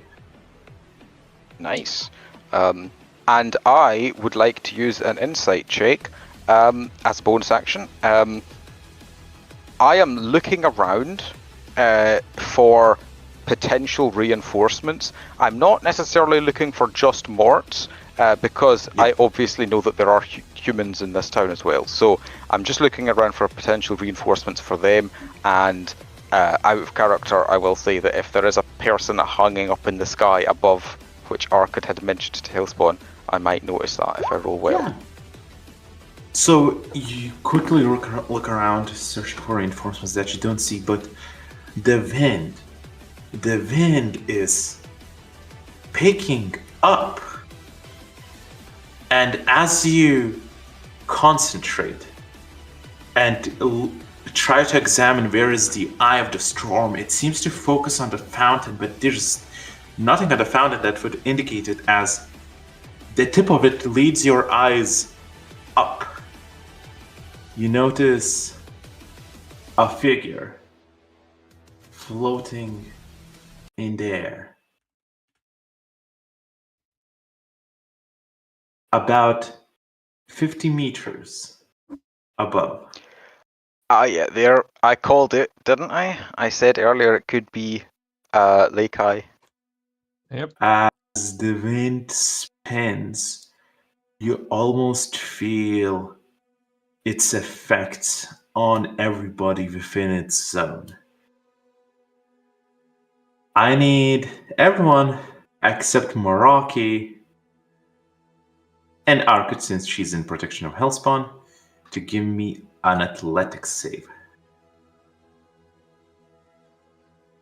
I hope you see this thing spinning. Yes. Yeah. You very I think I can do this. Special effects. Oh, This is this is the more realistic representation of speed.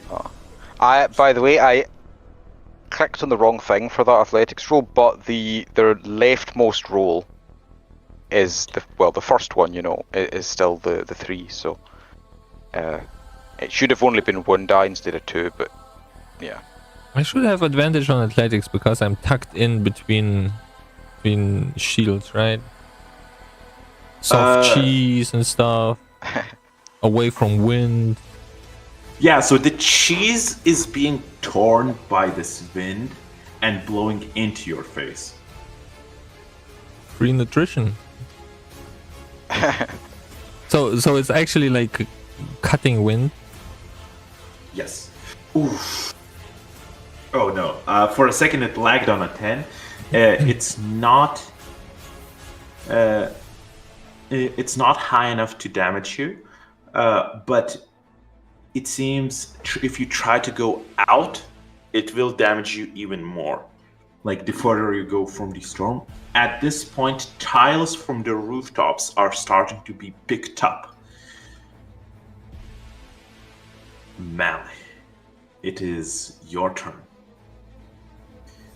Surrender now, or you will perish under the wrath of our Lord and Savior Savit. Your Lord and Savior is already here, as you hear a voice booming from above. For the first moment, it seems to come from above as the man announces its presence, having understood itself being spotted by Vedant. At first, it comes from up top, and then it merges with the air, sounding like it's coming from the storm surrounding you itself. Do I see him? Yes, you do. You can easily notice the figure floating in the air. Also, I'm pointing at him with many arms. I target him since he is a heretic. Oh yeah, sorry, I forgot to say about. I guess we can. Go ahead, Meraki, what were you saying? Yeah, I deleted my token because I thought it was broken. Could you move me at least, like, switch me and Pathos, because I should be above. Yeah. Okay. Yeah. Sorry, I rolled the wrong one, but if you roll the 5, we'll just apply the modifier. So 6. So you still hit. 5 plus 6, 11. So what is 4? 4. This is fortitude, courage and strength to overcome difficulties and temptation. He will lose 1d3 minus 1 actions, and he is forced to play an interesting game. He is forced to catch a sharp object. He tosses the sharpest object he has, and he tries to catch it, taking the damage of the object. Okay. That's such a weird effect. I love it. Very well. So, 2 actions minus for him.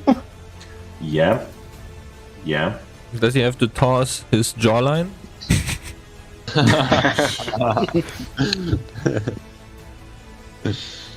No, what you see is the tiles that were picked up, they float towards him and get crushed mid-air by an invisible force into a shape of a dagger that he tosses up and chooses not to catch. Aww. Did he roll? As he takes 7 damage. Oh, right, okay, cool. As it barely nicks his armor. You shall burn first, heretic. Fucking heretic. It's so realistic if two religious people were fighting. Yeah, it's like not even two religious people from different religions. It's like they're both Catholics or something, but they think one sentence in the Bible should be interpreted slightly differently. I mean, those are the he will not take since this is an effect lowers his defense. Yeah. So no damage. You almost get the sense, although it's mechanically not true, but you almost get the sense like he allowed your first attack to hit him to test you out. As he now takes his legendary action. At least it's not Sylvie. I attack everyone. Oh wait, did you forget his ultimate? I remember. Everyone rolls a 1d8. Is that the one where the whole ship froze or something? Yeah. 1d10 yeah. freezing damage, 1d10 fire damage, or additional stuff. Wait, how much damage was that again? 1d10. Oh, sorry, not 1d10, 10d10. Fuck no. God damn it, Lucas. 10d10 damage to everyone, of course. Yeah, fair and balanced. You won against him in another timeline. We won against him with characters that weren't a joke. As he targets Malach, you sense his voice rumbling in the air. You think you can come into my land, strike my people, and act like a pony of our Lord? Well, I have news for you. Cultists should stay underground. As the ground kind of opens up and tries to crush you by swallowing inside Malach. I need an athletic save. Oh, shit. That hits, so that will be full damage. 28 earth damage. It surpasses my thing. Oh shit. Your legs get crushed, you can still walk, but you're badly hurt at 1 HP. And I believe that's the end of your turn as you go to Meraki. Okay, so Meraki is gonna run through here, here, and then he's gonna move one back. Basically do like a little dodgy thing. Yeah. Because this allows me to have -4 from both of these guys, because I moved 2 squares next to each of them. And then this is the guy who was hurt the most, right? The one that came from the rooftop? No, this was the one from the rooftop is dead. Both of them are badly hurt. This one's shield is damaged. This one has a good shield. Right, okay. I'm gonna punch this guy then. Oh no, warrior, don't do it! No, also, we need them alive. Before this, I will activate my... What's it called? Shit, why can't I see it? The knockout. So if after this attack, he gets the... right. Yeah. If you put him at HP that's below your damage, you knock him out. Yeah. Cool. And I'm gonna boost my punch before 1d8 for 1 mana. Ooh, very well. You have mana? How does this manifest visibly for the others? Yeah, the boxing glove just begins to glow as he drives it deep inside this guy's gut. No, that's not the one I wanted to click. This is the one. Well, I don't know if you noticed, but he rolled a nat 1 before. Yeah, but I wouldn't have known that before I was doing this. Yeah. That's no, that's perfectly fine. I'm just saying that 13 gets doubled. Epic. So yeah, that's -6 and the knockout. So I don't think he survives. But he survives because it's non-lethal damage. All of it is non-lethal. Punch, shattering his shield into pieces and shattering through his armor, similar to the punch you did in the ship where you knocked a huge hole in the ship. Just your arm is too short to actually even reach its chest, but the wind blowback tears through his armor, knocking him unconscious. I will mark him with an X, but he is considered to be unconscious. Yep, and Marky has not used any of his resources. He's just happy. Is that the end of your turn? Yep. Paphos. Oh, but I've also tried to taunt this guy. Just like say that like you're up next, Tinkan. My lord, to save me, he says as he looks upward. As Paphos, kind of with his hand against the wind, tries to look towards Vedant. Well, Vedant, I can withstand this wind. Which one do I target? I don't know. I'm starting to think that this guy, because he keeps calling Malik a heretic, might actually be some sort of worshipper of Savid himself. So we should maybe try and negotiate with him. Do you have any negotiating abilities, Pathos? I can heal Malik. Okay, that's a good idea. Do that. Yeah, he's gonna then use his first action to move out of the storm. And he's going to do a heal.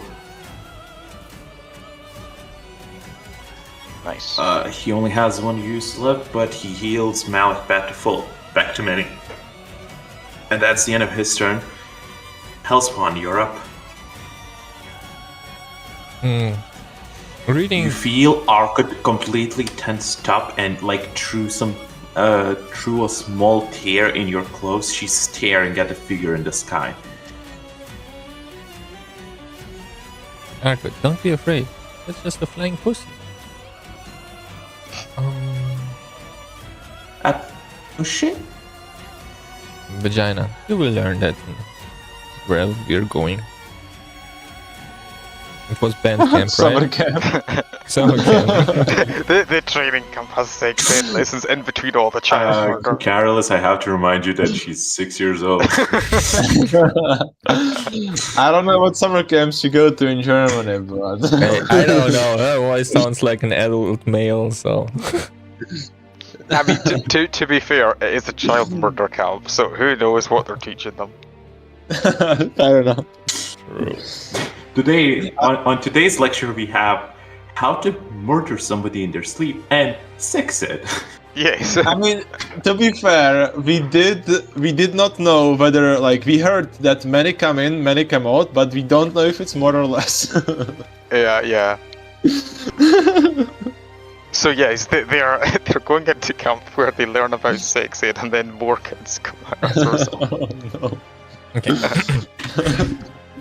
So the camp is called Epstein Island. Oh god damn it! Oh, Vedant is actually the fuck. Who was the cripple guy in the wheelchair? Oh no! Who was on the island?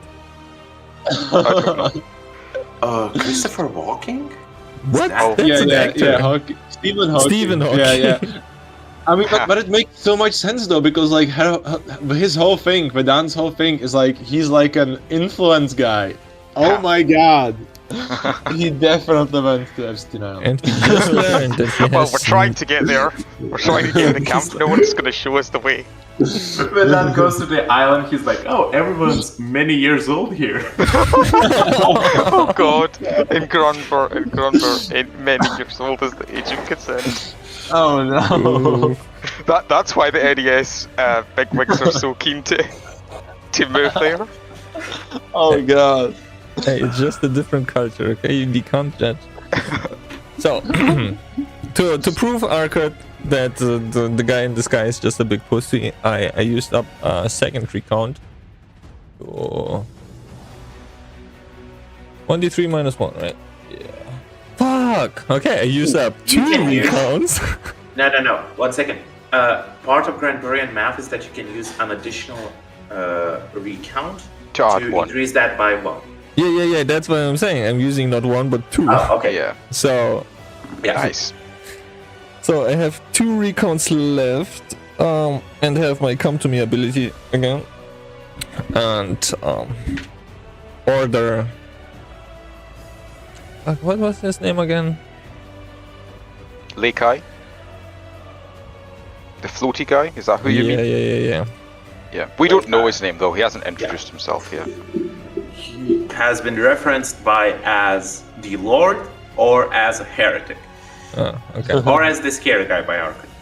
And Uncle. Angry Uncle. Angly. Uncle Angly. Hey, flying! Yeah, hey, flying dog! By foot! As I call him over. He looks at you with disgust. Well, first he has to beat my charisma. Legendary save. Fuck off! Oh. God damn it. He's not even entertaining the idea of trying to resist that. He's just immediately shutting it down. Okay. You told me moving out of the thing does damage, but is there a way to enter the building? The building itself is getting torn into. It did 2 damage! You took 2 damage. No, it did no damage because it was above recount. Yeah, but like the rooftops are getting torn. The entrance to this house is not from your side. There are windows, right?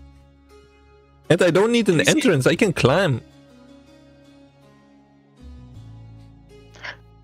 I mean, the windows do break first when there's like a big gust of wind. Yeah, I guess. it's breaking down. Like, is there like a crack I can squeeze through?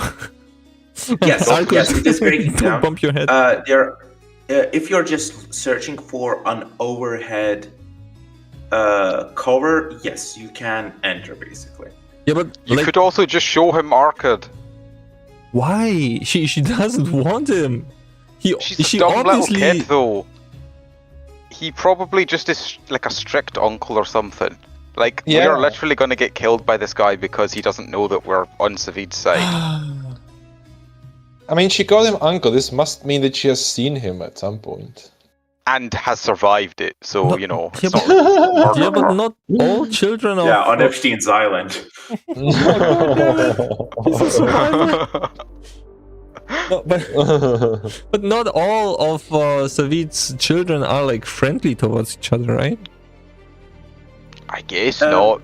I mean, above characters, right? Leikai isn't even Savid's child.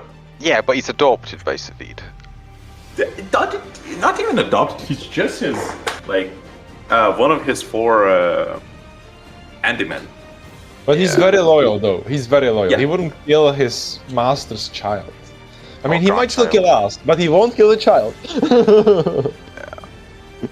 I feel like if we do hide, or rather if Hellspawn hides Arcad from him, then at the end of the session, or next session I guess, because fight scenes tend to last a while, Luke is going to be like, oh, you could have just solved it instantly by showing him Arcad. Now you got TPK'd, lol. I mean, Maroki, if he can, he will shout at, like, seeing that he's not doing anything, he will shout at Hellspawn. Come on, man, just show him the fucking kid! No! I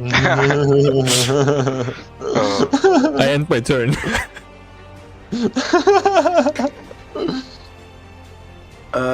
It is the Mord's turn. He will move over his colleague's body towards here, and he will try to stabilize his friend.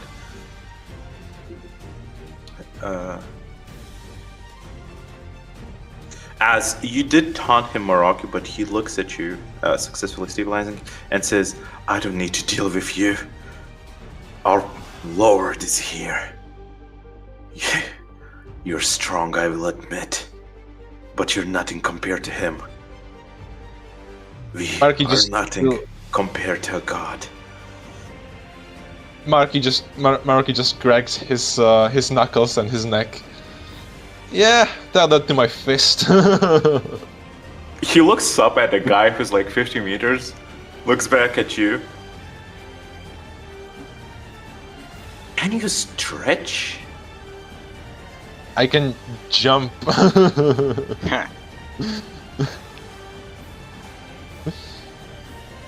Okay. Vedant, it is your turn. I will try. Okay, so bonus action insight check. I can surmise from the discussion between him and Malik that this guy is related to Savid in some way. Not like blood related, but I just mean like he has a connection to Savid in some way. So I would like to try, by like reading his body language or whatever, to figure out if he is likely to be some sort of rogue agent. Obviously, I don't know he's one of the generals or anything, who will be hostile to Arkad, or if he is likely to be loyal enough to actually give a shit about his boss's granddaughter. Very well. Crit success.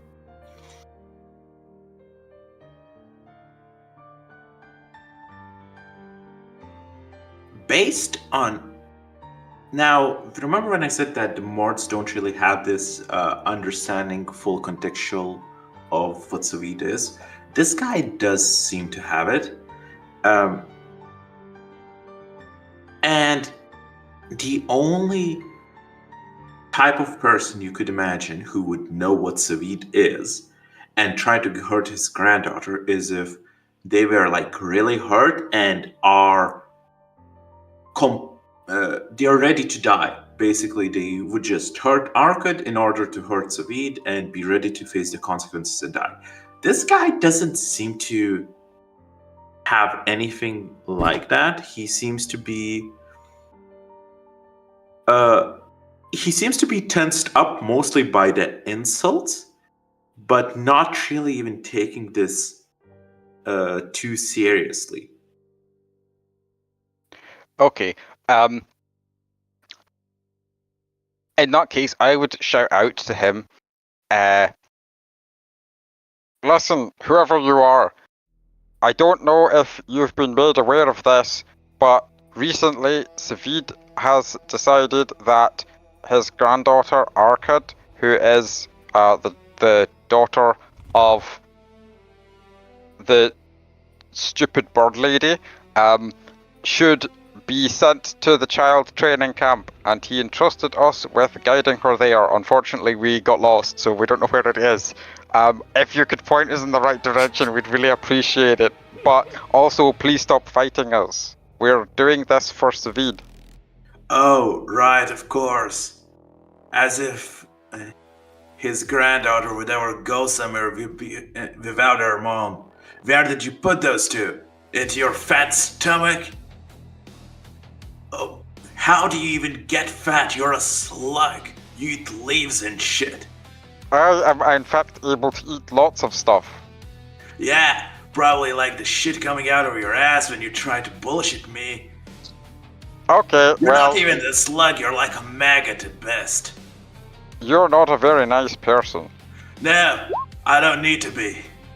Okay, bye. I snap my fingers again after doing some more Naruto hand signs, and I'm targeting him plus all 3 morts. So, unstabilized bitch. Just shouts, no! God damn it, you're worse than Trump, fucking war crime.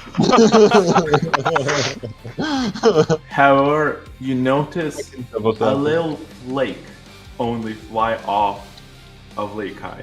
Yeah, I didn't expect to do much to him. As he shouts, "Oh, I see now. I sense your presence.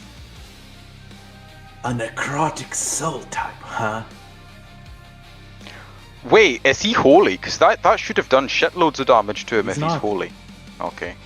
He just... Good. You using an attack allowed him to sense yours. Okay, no, that's fine. I'm just saying, if he has a holy attack, No, he doesn't. then he would take extra. Cool. Like, he's...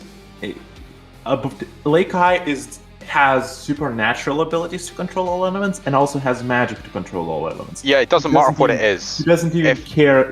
What I meant is that he never needed to even go into his soul, right? Because he can always choose the most perfect ability. But no, but it doesn't matter if it's because of his soul or some shit. If he has any holy damage, he should be getting amplified. That fucking effect is crap enough as it is. Like, it doesn't need to be nerfed even further to only affect creatures who do the soul-based damage. No, it is, but it always was. It was. No, it wasn't. No. It's crap, Lucas. It's complete shite. No. Oh.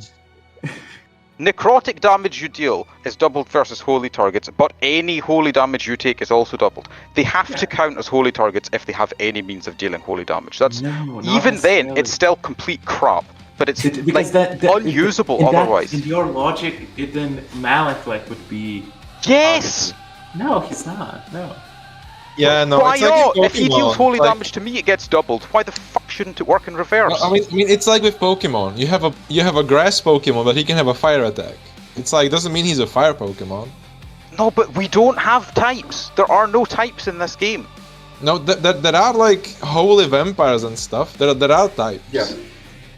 Yeah, like against a holy vampire. Because this is freaking stupid. So they are only vampires for things types. are total crap. Well, I mean, it does make sense. If you were no, not if you wear apparition anything. They're shite. But... They're literally useless. I mean, like, does Malik count as a holy target, or does he not? Because he is literally a priest. Yeah. Most of his damage isn't even holy.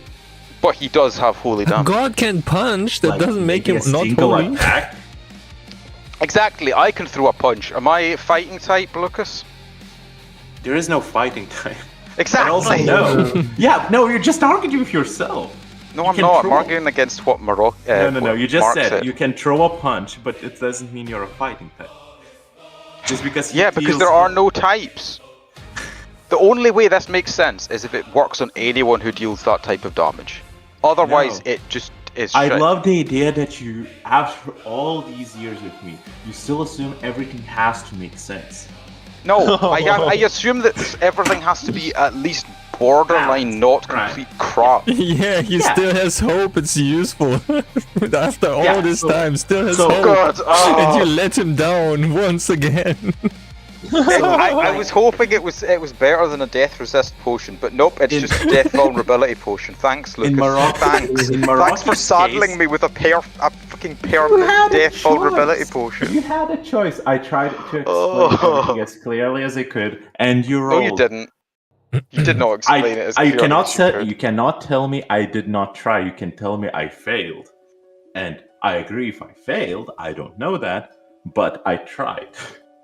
But wait, is it advantage only on attacks or also on defense of the type? Neither. You don't get anything good. You take vulnerability and you get nothing from it. No, Maraki has resistances. Yeah. I don't. Yeah, because you rolled shit. What the shit, Lucas? You designed Necrotic and Holy to be the worst possible option. Yes. Dude, I got Koala. Oh god.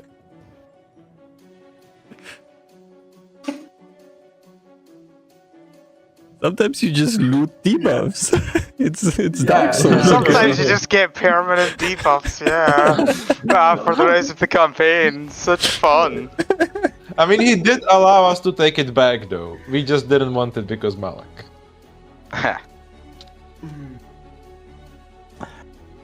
I mean, he was a little like, oh my god, you just fucked yourself. Can you please, you can unfuck yourself if you want to. I also love the idea. Carol is just being, I'm a god. These things are so fucking stupid. Oh. It wasn't me. It was the rolls. No, it was you. 2 out of you 7. decided. 2 out of 7. Yeah, but like 2 out of 7 being bad isn't a huge chance. 1 out of 12 being bad is a very low chance, and yet Carol has got it. Oh. Okay, fine. I'm done complaining. Let's carry on. This is all karma for I'm killing just a guy. dying over here. Don't worry. Just ignore I can me. tell you that the margin of like you doubling that necrotic damage is margin of error for Leikai. Oh god. Okay, that's a lot of hell. Well, yeah, we already know out of character. We already know that if he dies, Savid just takes his body over and he comes back anyway. So it's literally. No. We have not buffed that yet. That was from the dimension. That's not the default thing. What do you mean? No, I'm talking about him. No, Leikai. But that taking over was because of the ability Bob had. Yeah. Oh right, yeah, okay, fair. So Even we can defeat there's, him, like, potentially, but not really. Nah, it's like the fight with Death's son back in the Terrestrial Adventure, except that one at least our characters were not jokes. And we were more than level 1. Yeah. I have to remind you guys that we were so excited to play Granburians. I think Granburians are enjoying fun, it. but it's how do we have to stupid shit like this giving me vulnerability? Do remind yourselves that you are level 1. Yeah. When do we get a level up, Lucas? Oh, the end of the campaign. Thanks. Hey, if we beat I'm Leikai, sorry that you haven't had a level up in like what 10 sessions. Yes. Hey guys, let's stop. Okay, yeah. Bullying me. And it's 13 sessions. Yep. So anyway, yeah, that's the end of my turn. So it's his turn. Time for the TPK. He has lost 2 actions because of Malak. Cool. So he can't buff it. Only He will use 5 shout legendary actions. Yeah. He will shout out. He lost 2 actions. He has 10 more actions. Let's go. If you're telling me that you have his granddaughter, where is she? No, we don't. Hellspawn has her. I'm gonna point towards her. I'm just a cheese salesman. Don't point at me.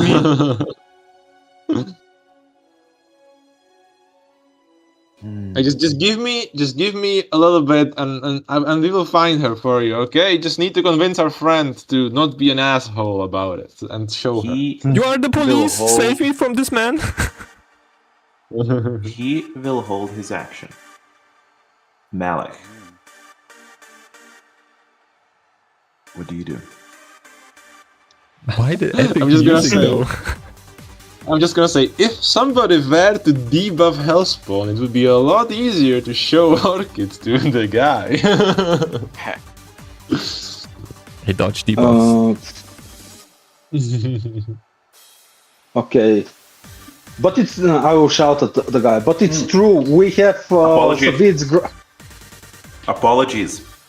At the end of his turn, everybody in the storm still needs him to give me an athletics save. Oh, yes. Oh, fucking hell. Oh, yeah, DC 23. Yeah, that's good DC to have. I have many health. Fuck it. Does this also deal 10d10 damage, Lucas? No. It's much simpler. It's much better. It's only 3 damage. Fuck. Oh, So okay, actually, I'm Malak, fine. I don't know if. Oh well, yeah, Malak, you would take 6, so you would get hit. And But my yeah, now it recons- is your turn. I take one as well. Oh. Never mind. Okay, Nice. so yeah, and Paphos, he is on.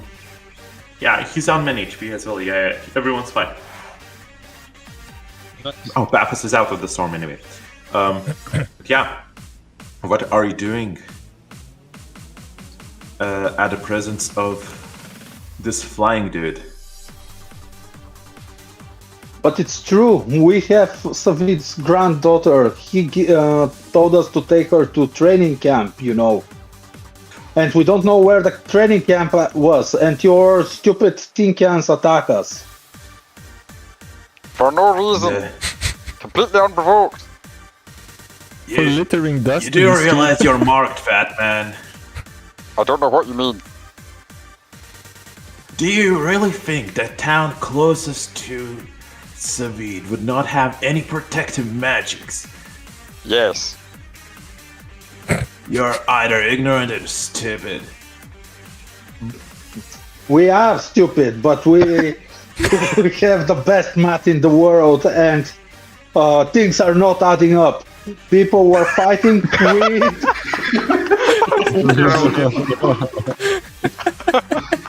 Okay, that's such a banger line. I mean, to be fair, the only two things which can be added up in Granburian math are 0 and 1, and 1 and 1. Yeah. The only many things you mean. The best math in the world and things are not adding up. I love that.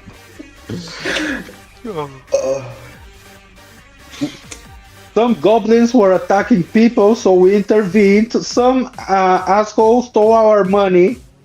At least most of our money. We'll get by, trust me, since we are good with money. And then some other asshole tried to convince us to get robbed and to take us into a dark place. Of course we are going to resist and kill him. That was the law officer. Well, he wasn't very good officer, nor law.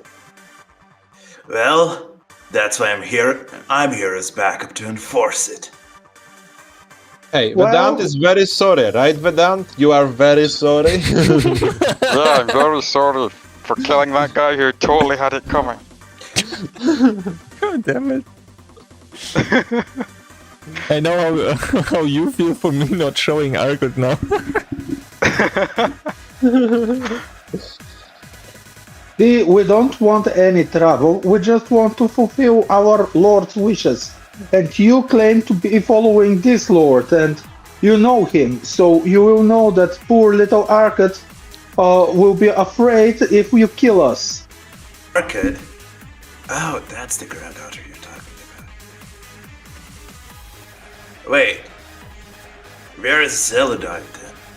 She never leaves the brat alone. She told us to take care of her and to protect her. And to take her to training camp with the other kids. So you went into town and decided to attack a goblin troop and kill the law enforcer. No! We came into town to save people from evil goblins who were raiding and attacking. It's not our fault they were actually just lying to us about their identities. Malik, give me a charisma check. Maroka is like, yeah, they shouldn't have pretended to be good fighters. Like somebody else. Of course. I will give you advantage since Vedant is helping. Ah. That's fucking bullshit. I have a +3. But negotiations is tough if you look like that. An eye for an eye. Well, in that case, I will take 2 of yours. How many? Of course. I have a concept of 2. Oh yeah, you do. Oh. Oh, he does. Yeah, we are like, wait, what?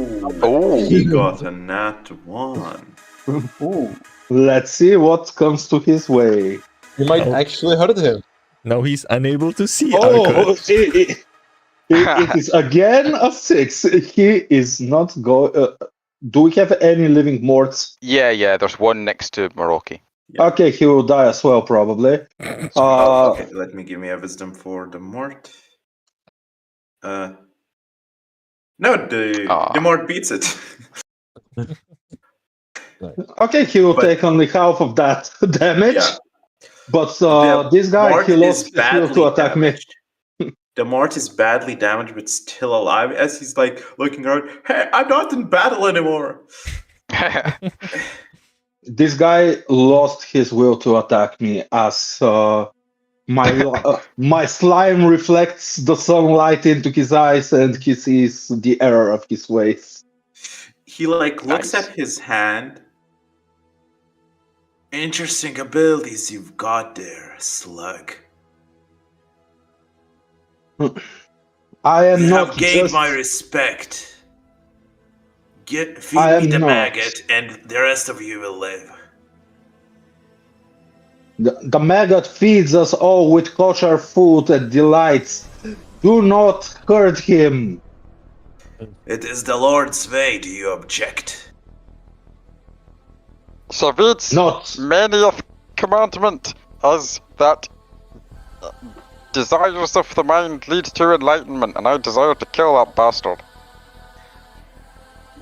I have reached enlightenment beyond your understanding, Fatso. I have read Savit's commandments. I am very understanding of enlightenment. You have read the commandments. I was there when they were written. Nice. By the power vested in me with the for tax evasion and importing stolen goods, I command you to leave us alone. Let's see what is going to happen now. Oh, a 7. Let's see what was 7. Oh. Unlucky. Okay. 7 is charity. Yeah. So it's not damaging, so he doesn't get affected by this. As he's like, I'm not affected by charity. Fuck your imports. I'm gonna tariff all the imports, tax everything. Blasphemous! A blasphemer! An apostate! We will pray to Savit and he will help us. Oh Lord, Savit, help us, please. Where is the granddaughter? Somewhere around, I don't follow her. Where are you, little brat? Come out and play.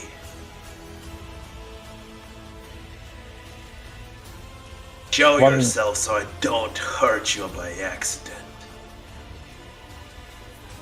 Maraki, it is your turn. One granddaughter coming up. Alright. Actually, what was the charity effect? It didn't affect him, but it would have been... Yeah, because he rolled a 22 against the system. Yeah. Otherwise, he would have been forced. He would have been forced to give their weapon to Melee. Yeah. He doesn't have charity. He doesn't have weapons. Well, he he'll give you anything.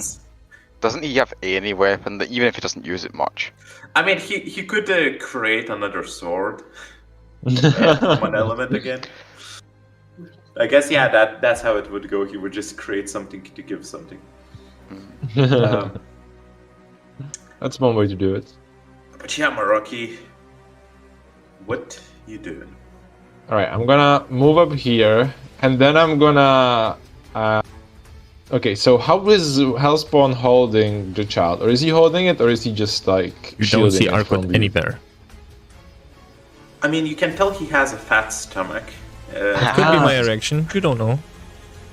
Okay, can I roll insight to check if it's I think it would be pretty clear. looks at someone with like not even like a pregnant belly, but like an actual child-sized belly. I wonder if that's an erection or not. With purple eyes staring out, from you. Wait, yeah, the belly is bigger than him, isn't it? Yeah. I'm about the same size. Oh god. Okay, in that case, her hat is peeking out. I will try to rip off the clothes from him? I would say that's like similar to a grappling check. So strength or athletics versus strength or athletics. Oh no, that will not end well. Well, he has koala in him, so he has disadvantage on those. Oh god.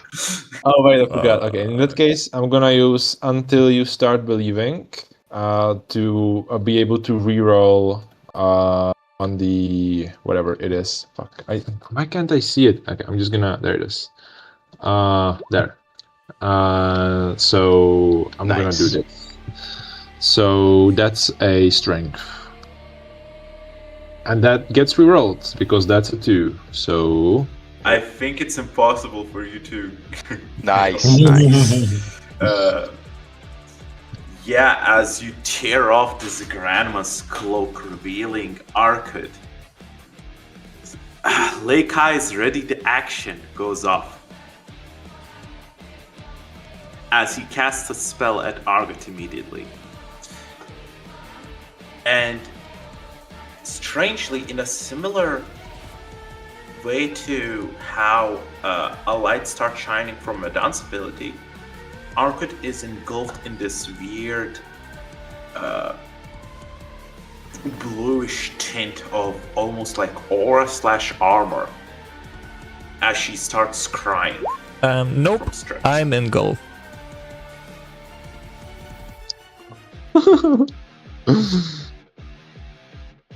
Ooh. You gave me this. Sweet. Yeah. What? I didn't. Okay, honestly, I forgot.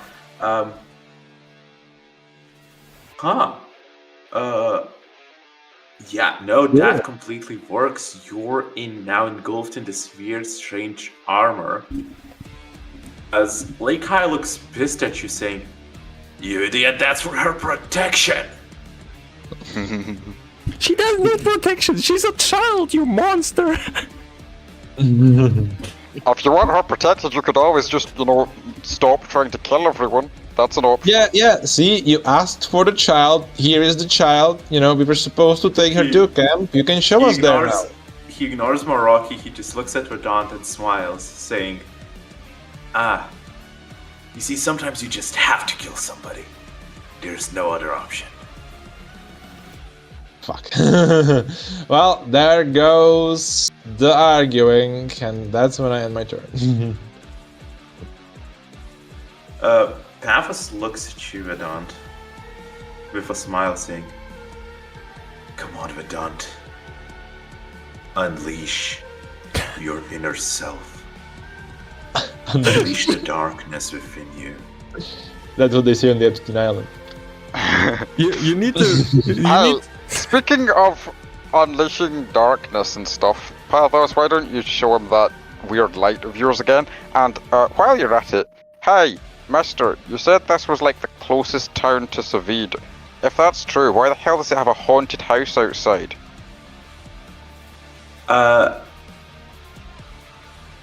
As you say that, Paphos just goes, "All right, he has kidneys," and uses his light against Leikai. Kidneys. This is his last use, and it's only a 13.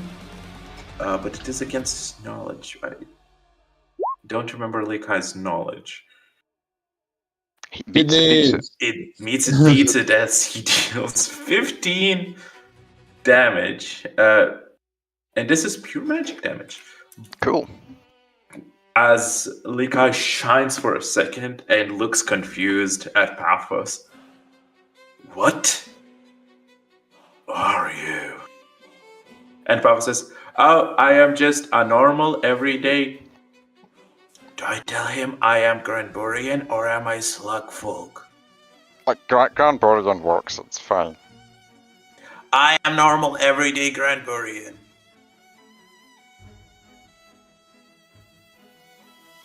And that's the end of his turn. Hellspawn, you are engulfed in this weird aura. What are you doing? Do I feel anything from it? Like, do I get a... You have no magic senses. Actually, no. There is a chance. Give me an insight. Real quick. 3. Oof. Oh, Oh, never mind. Never mind. You were always blue. Actually, nothing changes. You were already blue. Okay, so I'm still believing that I tried to give Arkut condoms. Okay. Yeah. It's just your clothes have a blue tint to them. That otherwise you're the same. Yeah, you just paint them blue. That's for protection. Okay. The Morts are not fighting. This guy is he actually 500 feet in the meters in the air? Not 50 50, not 500. Yeah. Does he hold anything currently, or is he just floating there? He seems to just floating in the sense of swimming midair, just chilling on an invisible sofa.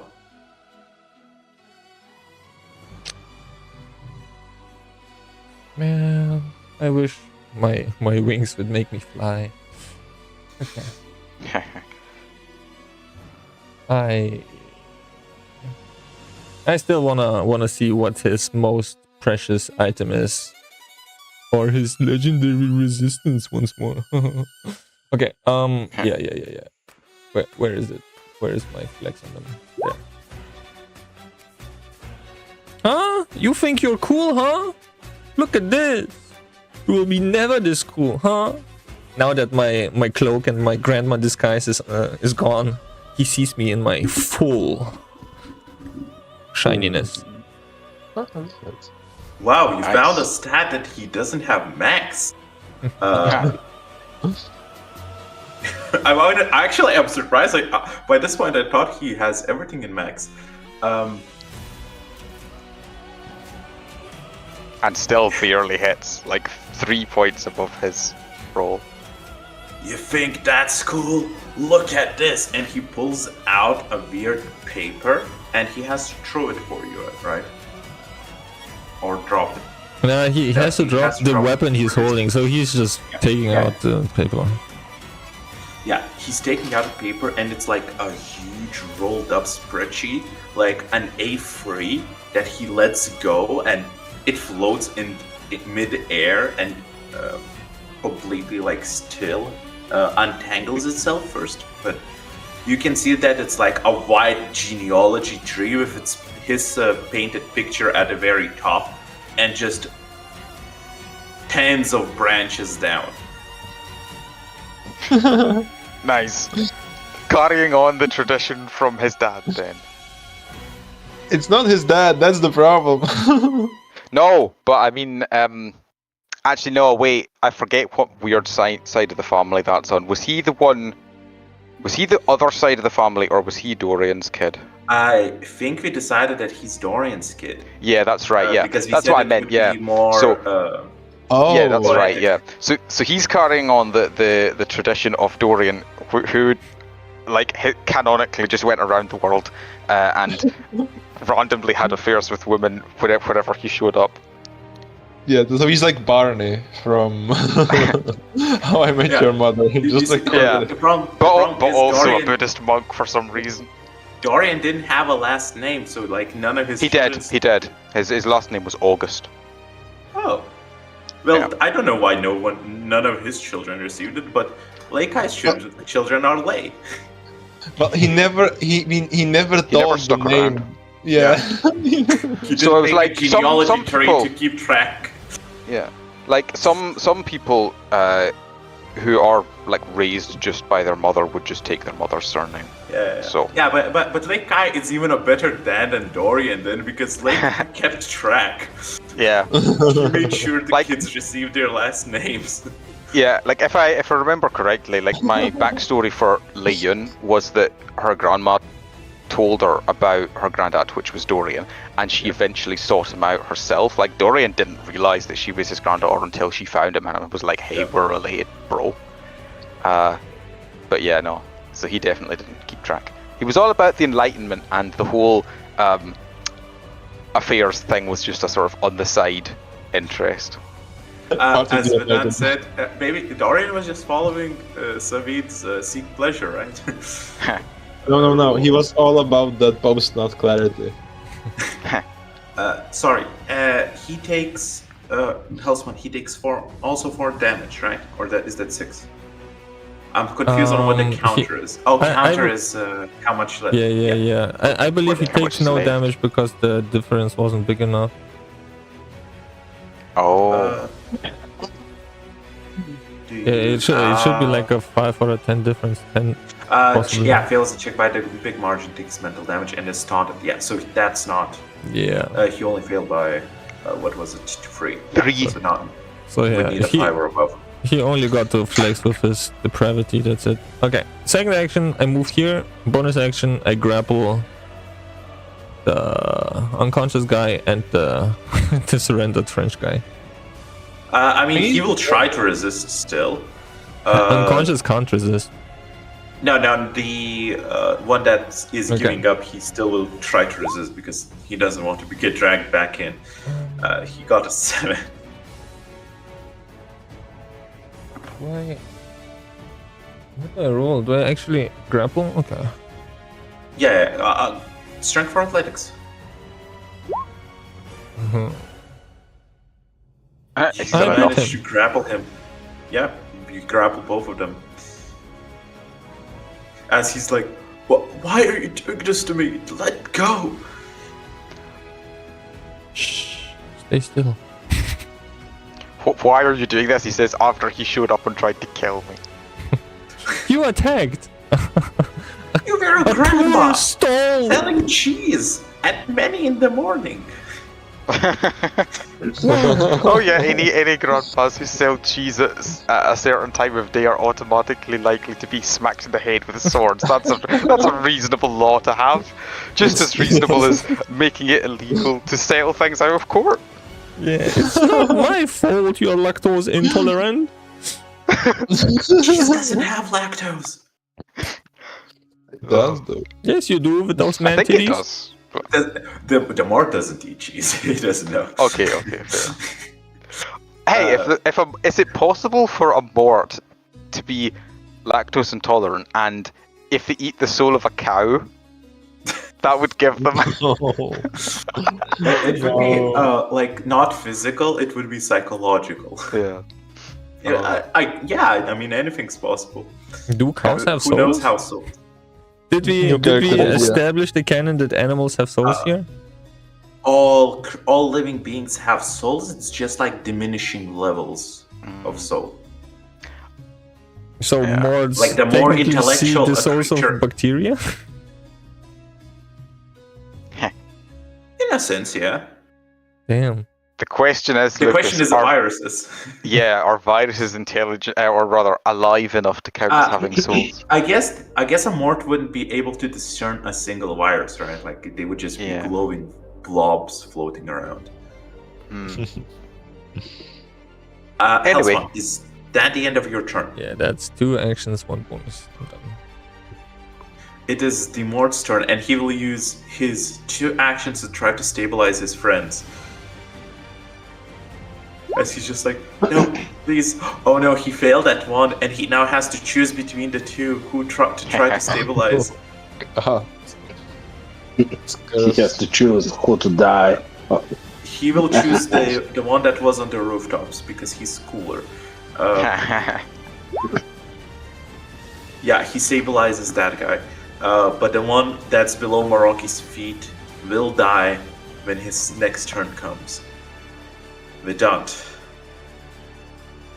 Well, it's clear you are beyond reasoning at this point. Unfortunately, I am beyond your means in many ways. Yeah, you're a total prick. Anyway. You're like a mollusk who has escaped its shell and haven't yet been cooked, tried to be appetizing. That is the power of evolution. We Grandburians have grown into the perfect form, which is to say, a mollusk without a shell. Anyway, as I was saying earlier, isn't it weird that this place has a haunted house right next to it, even though it's supposed to be like really safe because it's right next to Savid's place? Like, what's the deal with that? If we're not allowed to come here and kill people, then why was Jan allowed to destroy the church? Seems a bit weird to me. Oh. I think I know who you're talking to. You're talking about the demonic spawn from hell. Yeah, that happened a bit before my time during the Dark Ages. And no one bothered to get rid of him? He's just been living in that house since then? No, he was walking around, but, you know, this town is like second layer of defense after the house. I guess I'll take your word for it. Anyway, he killed the butler guy. I think his name was Kedant. She stops for a second. Kedant? Who the fuck is Kedant? He was a bird guy and he had wooden arms. That bastard child.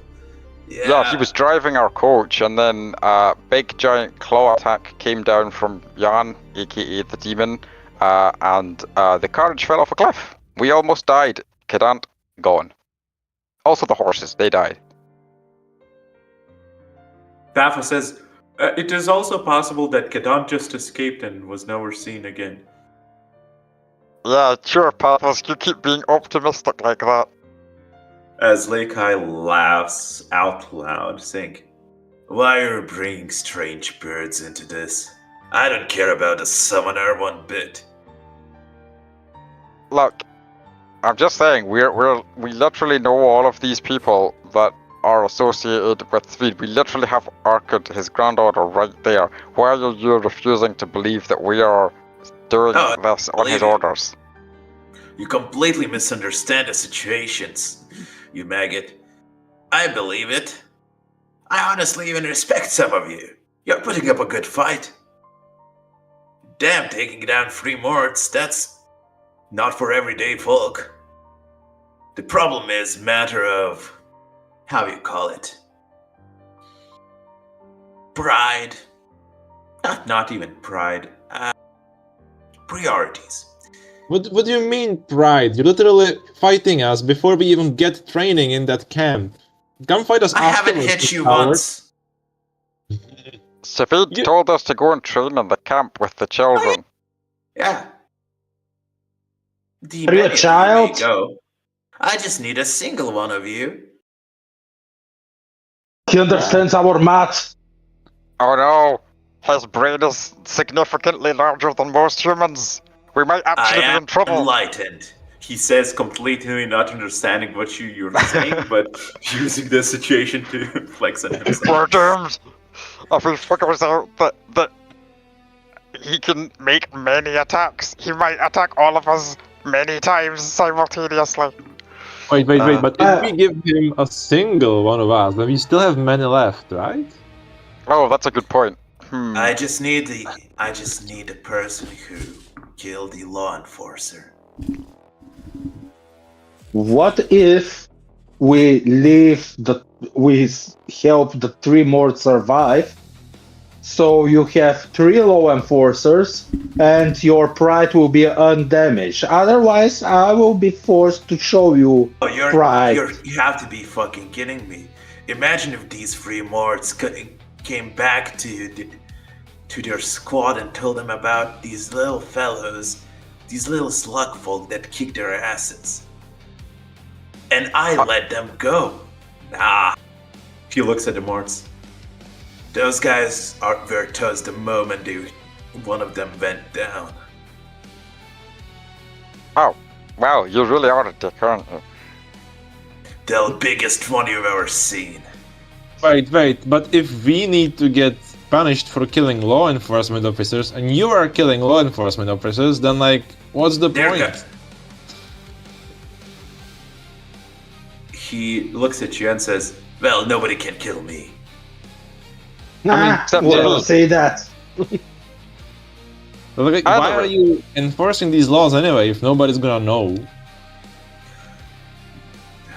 God, you're fucking...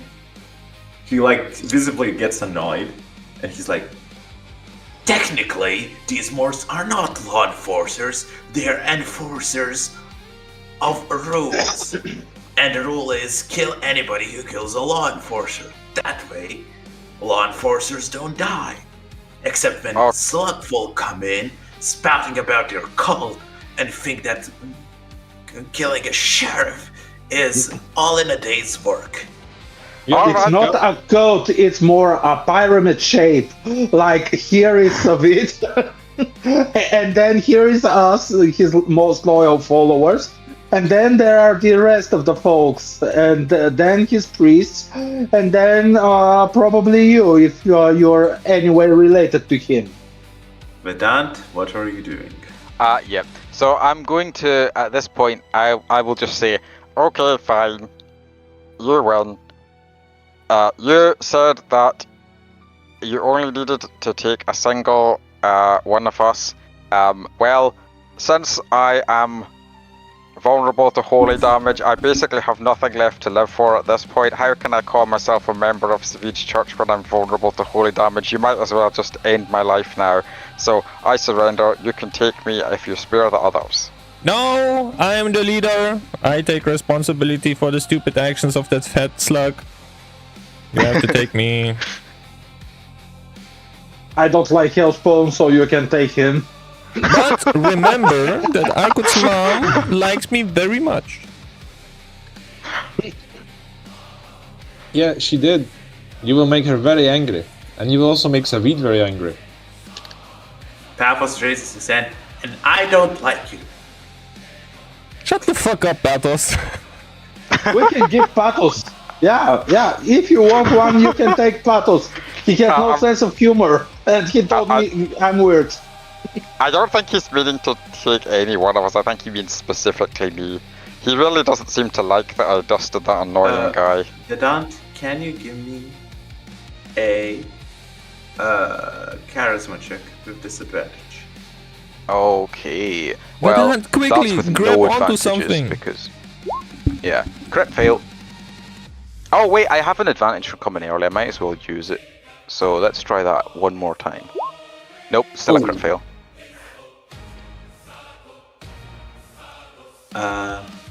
Anything for... Oh, is that the end of your turn? I guess I'm just going to use my bonus action insight check to see if he's willing to consider my proposal of just taking me and sparing the others. Because he literally said that that's what he wanted, and I said, okay, fine.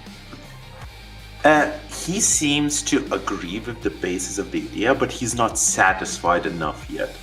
He feels like he hasn't shown you your place yet. I mean, he literally did show me the place so much that I gave in and let him kill me. But you as in everyone. Okay. As it is his turn. No. Really, Vedant, before you end your turn, hold on to something. Your wheelchair, whatever it is, grapple something. Oh, hey, actually, Lucas, can we just say that I used the Granburian math while we were talking? Yeah, that's on fine. my fingers. Yeah. Okay, cool. I'll recount the damage ability because I ran out of that one, and I'll spend an extra recount to boost that up to 2, so I have both uses back. That's all from me. He is going to use a spell against Arkut again.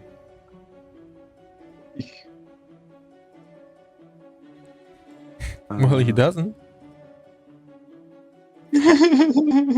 Actually, that reaching for something bigger has many uses. Yeah. And you didn't roll. I haven't rolled the first one. Sorry?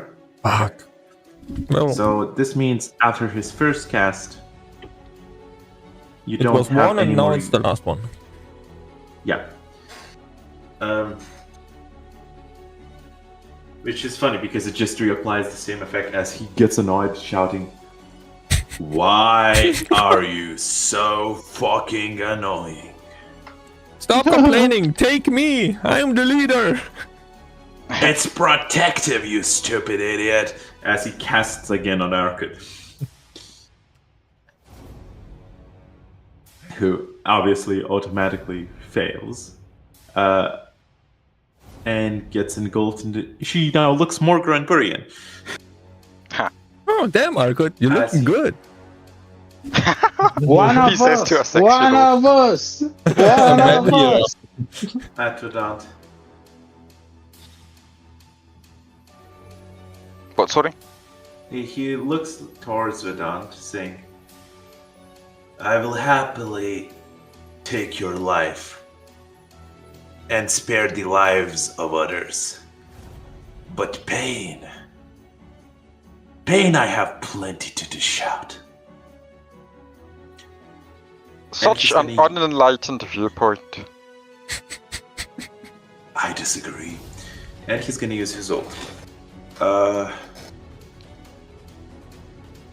So, that means everyone rolls a 1d8. Oh.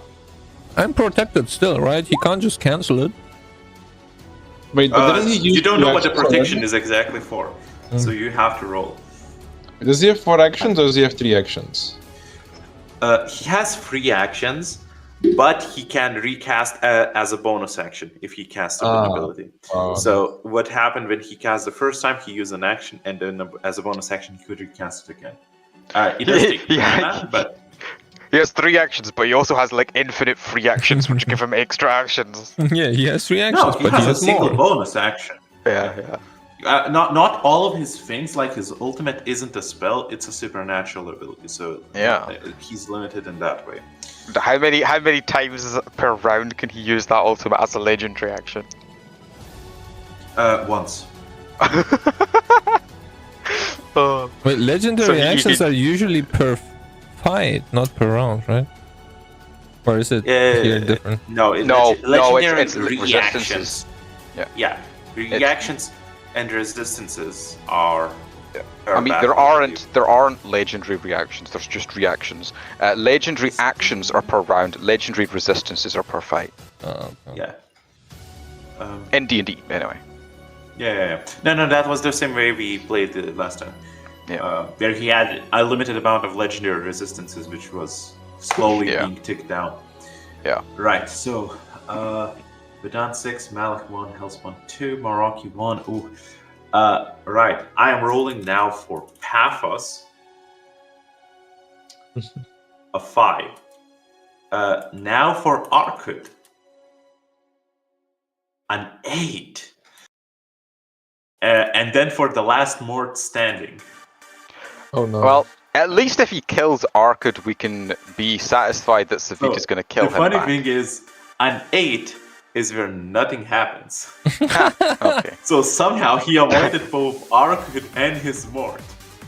Oh, darn. Now, going backwards, Vedant. I need a athletics save from you. Okay, athletics. Let's go. Solid 1. You sure his sense DC your won't be body. higher than that. You sense your body turn to stone. Oh. Until the start of Lake High's turn. Cool. There's some muscle under that fat. Just call me Vedant the Rock, Jones. No. Oh my god, sir. Wait. Paphos got a 5. Okay. Paphos really needs to make this charisma save. Wait, let me roll for Lake High. Let's see Lake High. Oh yeah, sorry, you rolled athletics, but the DC was never set. Allow me to roll the DC. The DC is 8, so it's not a lot. And now, Paphos needs to make a charisma save against an 8. What the fuck is that? Oof. He rolled a natural 1. Yeah. And he disappears. Yep, okay, well. Well, he's gone. Goodbye, Paphos.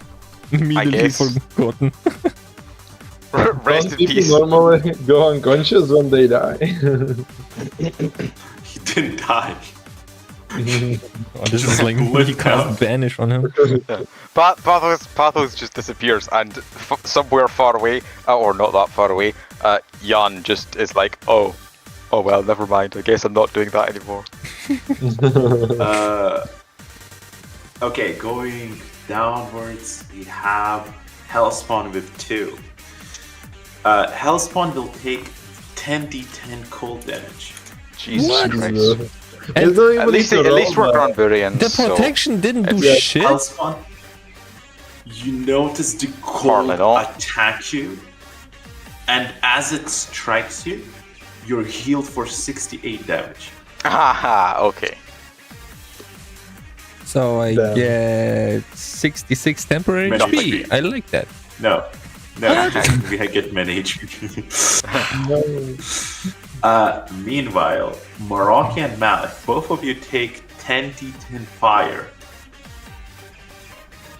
Oh, damn. Wait, aren't I? Oh no, I'm not immune to fire. No, you're neutral to fire.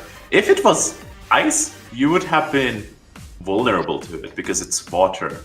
And it literally makes no difference. Because fire element does not have fire in it. It's still many, so it makes no difference. Both of you take 62 damage. That is more than my damage, though. I will not lie. But yeah, your healer has been banished. No. As he looks surprised around, and he's like, "Oh, you're more resilient than I thought." As it is at the end of his turn, both Malik and Vedant automatically fails. Yeah, I'm a rock. Wait, he wasn't supposed to attack me at all, to be fair. That's true. All of his... No, but the problem is this attack hits everybody. He doesn't choose a target. Oh, that also means that the mort that was... The two morts. I mean, one was dying already. The stabilized mort. Okay, yeah, that one. Yeah, Malik is within, and Meraki is just barely safe. So, Malik, I need an athletics save from you. Let me fail that real quick. I think I should automatically succeed on athletics saves instead of automatically failing, because I'm a rock. What the hell's wind gonna do to me? I mean, this is cutting wind. This is tearing off rooftops. Yeah, but is it tearing off, like, the ground? I'm solid rock, come on. No, let's save you from stuff. I will say you're resistant. Cool. Which most likely means you... I don't think you can even take damage, it's 1 to 10. Oh, right, okay, cool. Yeah, so, but Malik does take 9 damage. Yeah, I'm down. Malik is unconscious. Malik, you're unconscious. And at the start of your next turn, he will be dead. Meraki. Alright, I guess Meraki is gonna do his one fancy trick. He's gonna run over to him. You hear Leikai shout out to you. Anybody who punches that guy gets automatically to live. I look at him and say, well, I mean, didn't you say you just want one of us? One of us is already gone. This is just cruel, man. Oh no, he will reappear. What do you mean, reappear? We don't want him. Apologies. Sometimes a dimension hole tears open and swallows somebody when I do this. But I normally get back to you within the hour. Okay, so I'm gonna use... Oh, random trivia is after all. I'm stupid. Okay, so I'm gonna use the combo of Until You Start Believing and random trivia. Both of them are gonna be boosted. So there, and I don't have the random trivia here, but I'm just gonna use it afterwards. So I'm gonna boost this. So I get a 12. I reroll if I don't get a 12, so that's a knowledge. Right, so it's impossible for you to fail. Not really. I can still just roll low both times. Oh, you only reroll once. I see. Nice. If I use all of them, then I can fail. I can use up all of my uses to reroll until I want, but that's only if I use all the uses. So that's like once per. So. But I don't even need to use my other thing. So yeah, that's just kill it. And with a critical success, Malik is back to a single HP. Nice. Oh, now it's funny. I look with my with a neutral gaze to Leikai and say, "Okay, it's the angelic form. Still the angelic form." Oh no! One it's the demonic side. Okay, now we are talking. Leikai is gonna use his legendary. Sorry, is that the end of your turn? Yep. Murok? Leikai is gonna use his legendary action. As the whole storm, as it spins,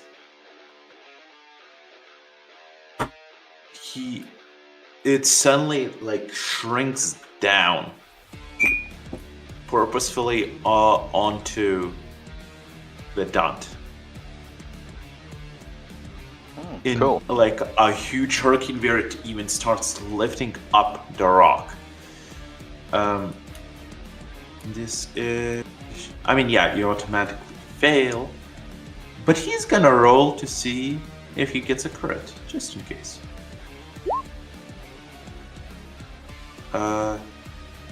I see that the hurricane disappeared behind you, but let me bring it above real quick. To back, yeah. And no, he didn't get a crit. And with the focus tearing hurricane failure, yeah. I mean, Vedant, are you on many or are you on many? Okay. So you're safe from this. But yeah, you will take damage. Yeah, but this makes the hurricane disappear. 1d2. Yeah, still on many. Woohoo. As your stone is too fat to be chipped. He chisels away some of the stone so much that it looks like I have abs, but then the thin layer of stone on the outside just cracks and falls away, and I've got a big belly again. Yeah. As Leikai repeats himself once again. The faster you kill the fat one, the faster I stop hurting all of you. Hellspawn, it is your turn. This guy pisses me off, especially because he's still floating. I need a better ranged attack. Yeah, if you only had somebody who could jump real high and like throw a train on him to push him down. Damn. Yeah, it's almost like our previous characters maybe had some advantages that these ones don't. Yeah, if like you were a robot that could like fly, but also like spit out a drone that could also fly, and the two of you could team up on him mid-air, and like you could grab him and bring him down. Just rubbing in the fact that the wings on Hellspawn aren't real wings. Just to piss him off, I will move over here and push Vedant out of the battle map.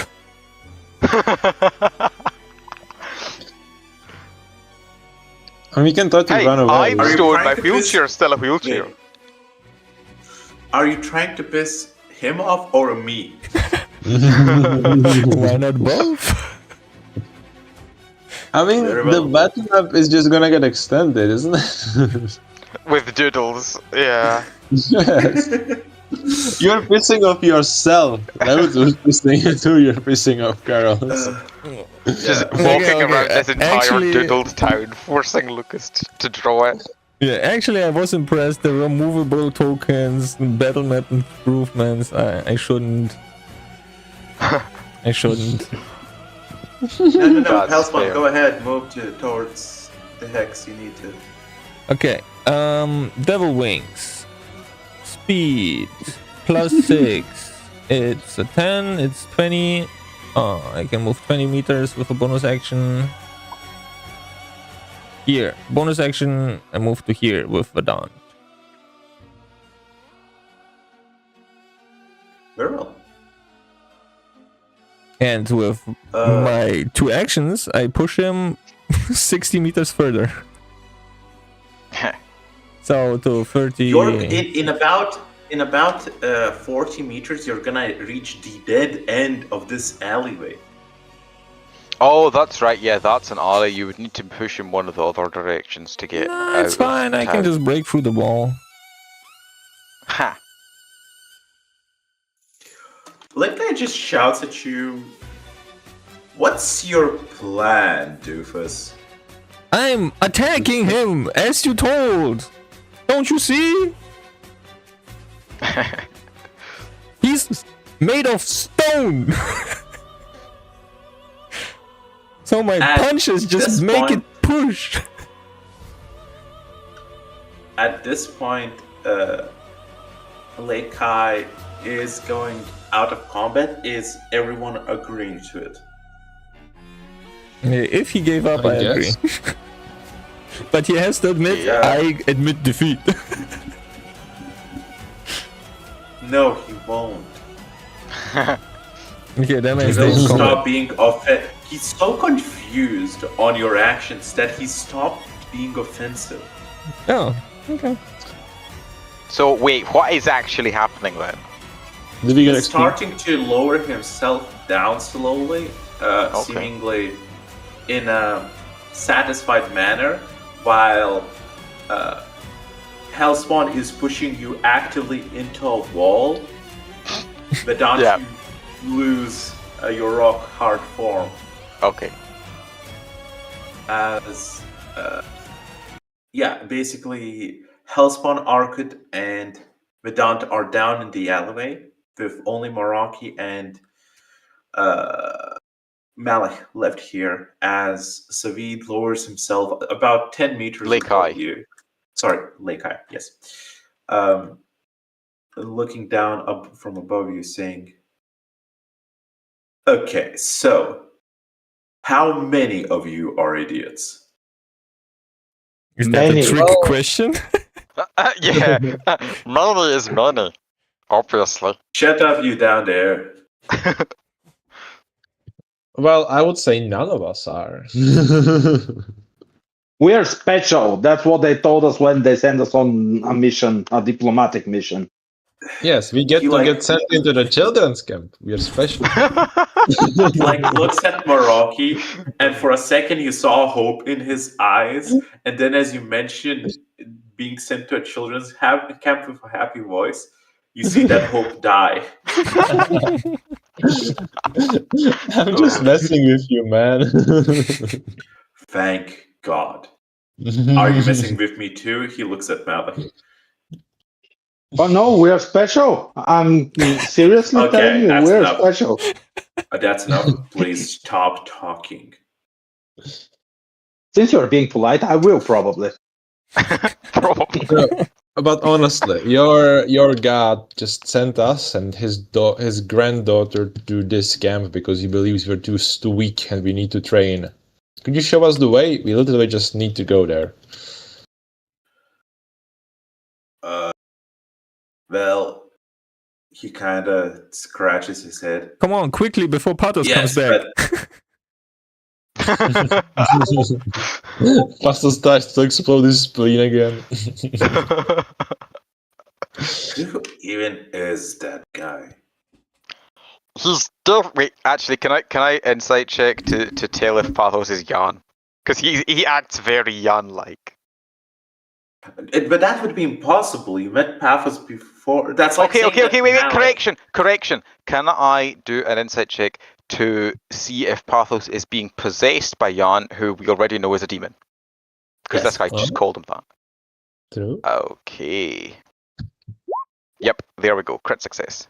No, he's like, you're pretty sure his general behavior didn't change. It's just Paphos being Paphos. He's socially awkward. Wait, you literally have just said, like, previously in this session that his behavior has changed. He doesn't normally, like, smirk at the sight of... He didn't like smiling. Smiling was weird and very out of place for him. But, you know, it's like, your friend did a weird thing. Yeah, but that's not the only weird thing. He also didn't know what morts were. Like, that's two things in the same, like, 5 minutes in character or something. That he's done. Brain damage. But now this device, he should know. Yeah.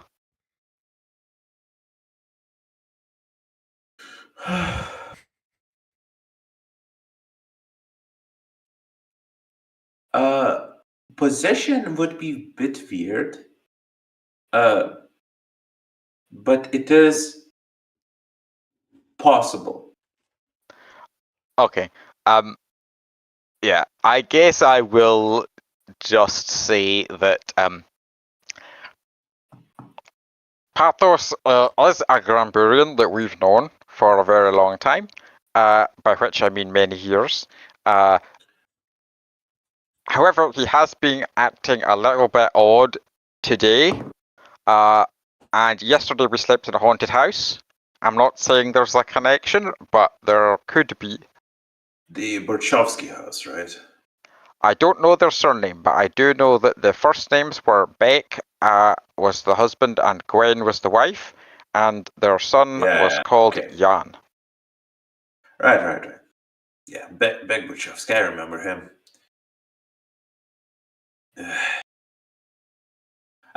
That's weird. I do remember. Yeah, they were followers of Olswig before. So he decided to go and live in this castle. Huh. I didn't actually know that they had a demon. I knew there was one roaming these lands, didn't expect it to stay in their house. Yeah. And had that to do with the humanity being so weird. So, did Pathos seem like different from the rest of us to you? Do you think there might be like a, curse on him or a possession or something?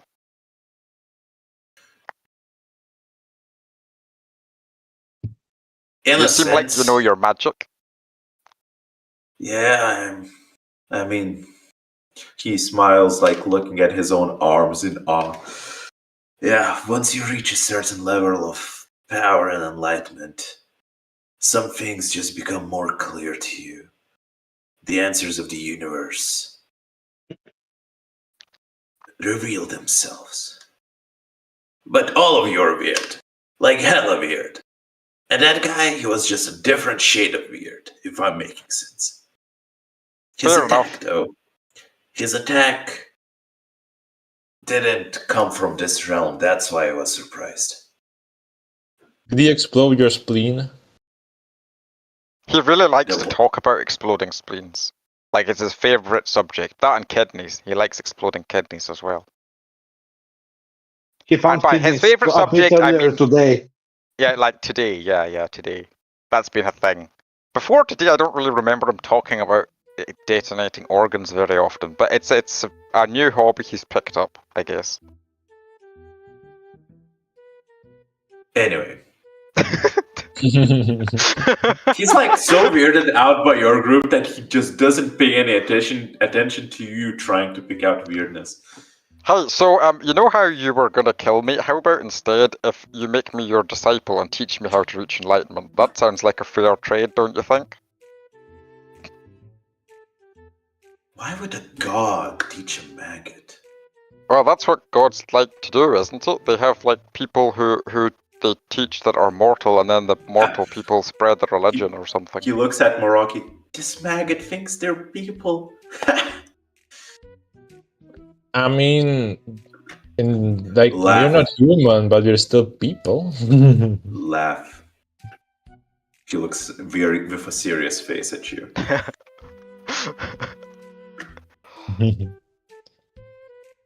Good. Marky just looks at him confused.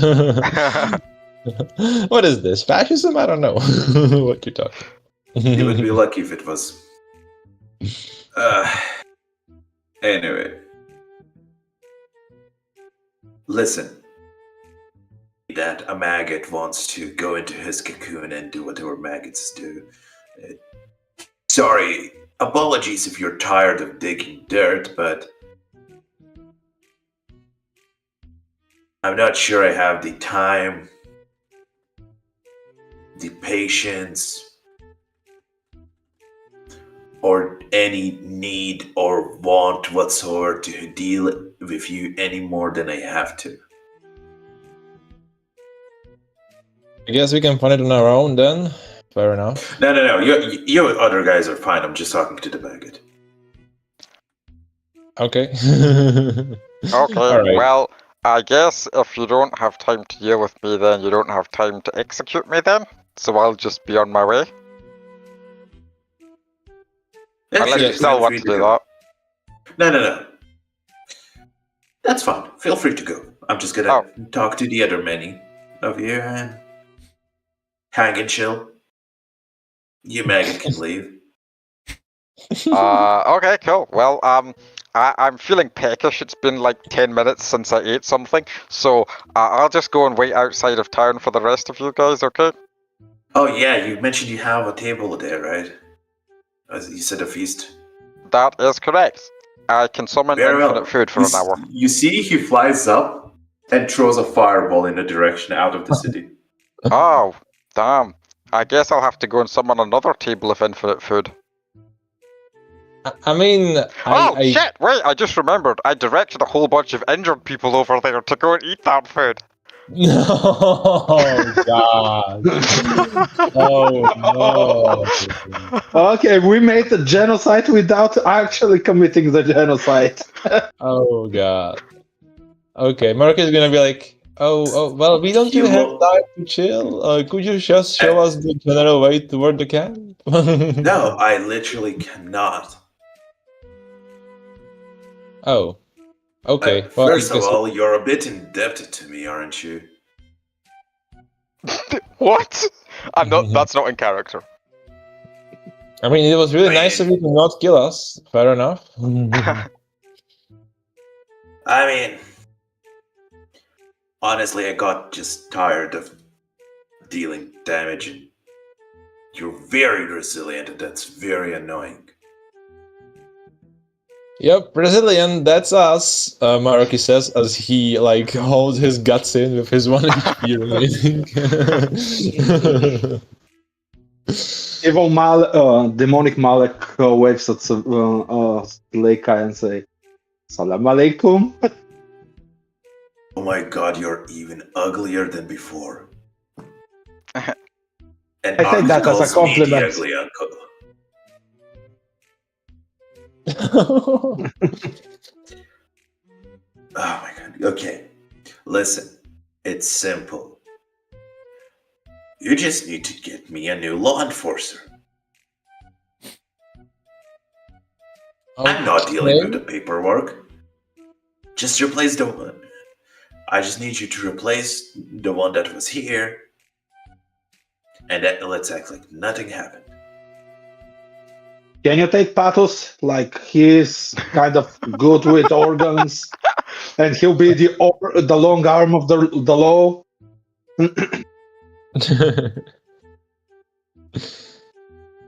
We volunteer him as tribute. Oh, yeah, sure. Paphos, please step up if you wish to be part of this. Oh, damn, look, he's not stepping up. And kick him out. Where is he? Wait, oh, he's still awake. Yeah. Yeah. When is he gonna reappear? I mean, I guess we can just leave and just, when he reappears, he's gonna be the sheriff. I have a solution. I will use my charisma to convince him that it was always Pato's biggest dream to be a law enforcer. Nice. Let's go. Also, I have left at this point. Is that right, Lucas? Because I was told to go. I mean, he was... Nice. You could sense... Okay, so Leikai is going to use a legendary resistance. As he looks at you and he's like, I don't want any of you working here in long term. I don't want any of you living here. You will not get. I want you to disappear. Similar to that guy. He looks around. Hey, maggot, come back. Oh, okay. I thought you wanted me to go. I was just gonna go and get some food. That's the dead end alleyway. Yeah, sorry. You're right. I'll go this way. It's the alley of now attraction. Stop. Oh my god. What even is that chair? It's called a wheelchair. It's a technological invention that this backwater planet probably wouldn't have access to. Yeah, it helps fat people move. Based on the way you speak, I'm guessing that you're Franksvinian. No, we're from the NES. Well, technically we're from Granbur, but the NES conquered Granbur, so I guess we're NES citizens now or something. Yep. Unfortunately. Is that like in Turkey or something? I don't know where that is. Is it near Energon? Is Energon near? Okay, which continent you're from? I point at the sky. Heavens sent us. We're from the Lord God, he looks at Moroccan. I beg of you. I am feeling my sanity slipping away and my murderous intent returning. But you okay, fine. We'll stop messing around with you. We're from space. We're from another planet. We came here on a spaceship. We were with a guy called Oside, but then Malik prayed to Savid to save us when our ship was attacked by a guy called 6ix9ine, who's a robot who's trying to kill Oside, and then Savid teleported us to safety and destroyed the ship. Yeah, we are from Franksvinia. I mean, have you never heard about aliens before? What? No. Other if you're from another planet, how would you know about Savid? Literally because he's a god. Yeah, God is worshipped all over the place. That actually weirdly makes sense. It's not weird. Yeah, I get his book and I point at the guy that takes. No, you see, that's weird. That book is definitely not thousands of years old. Yeah, it's not thousands of years old, but it is transcribed into the modern language, so anyone can understand it. Because the archaic languages are hard to understand, you know. We are not that young, but we're not that old as well, so we don't speak old-timey bullshit. Hebrew. It's the same language, though. It's common. It's all common. It's always all been common. The ancient common sounded exactly the same as the regular common, except they said ye oldie instead of the old. Other than that, exactly the same word. Common. Completely incomprehensible. Oh, maybe earlier it was uncommon. Now it's common. Yeah. So he just looks confused at you, all saying, okay. So I'm not taking any of you. I will need you to choose one of the people living here to become a law enforcer. I point at the Mort that's still alive. Who's crying at his dead friend's body, and Lekai looks back at you saying, no, he doesn't live here. Are you stupid? Sorry, that's a dumb question. He looks at Moroccan Hellspawn. He looks at Moroccan Hellspawn saying, okay, now I'm going to ignore half of your team and only speak to the smarter half. Charisma check to convince him I'm not stupid. Automatic fail. No, not giving you a roll. He doesn't even use his legendary resistance for me. I just get forced to fail. Yeah, I fail. There is no way you would make him think after all of that. After all of what? To be fair, I told him the understand. truth. No, I understand that you're saying the truth, but you're saying it in a way that's very hard for him to understand. For a guy who has his ego out of check, he's not fair. listening to half the words you're saying, and the ones he hears do not make sense.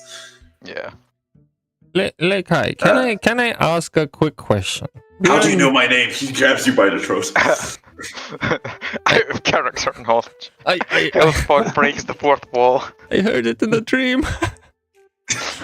Yeah, the legend of the man that spreads his seed far and wide. Oh wait, no! You saw it on the A3 paper. Oh, he showed you his genealogy. I have good eyesight. Oh, yeah. He lets go. Oh, sorry, I did not expect you to know how to read. Well, me neither, but for this, conveniently it fits. So, I have a quick question.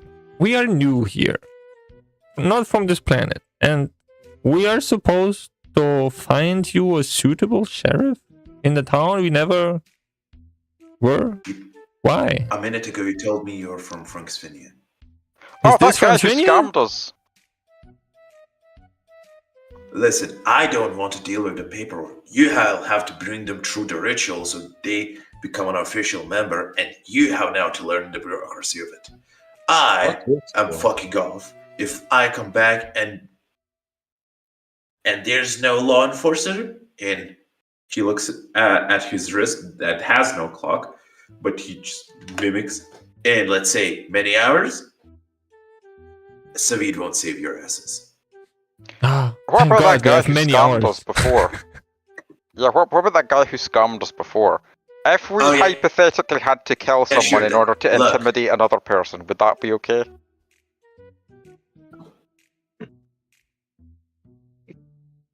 No. Oh, I thought you said before that law enforcement was off limits, so I thought maybe the regular people were not off limits. Regular people pay taxes. To Savid?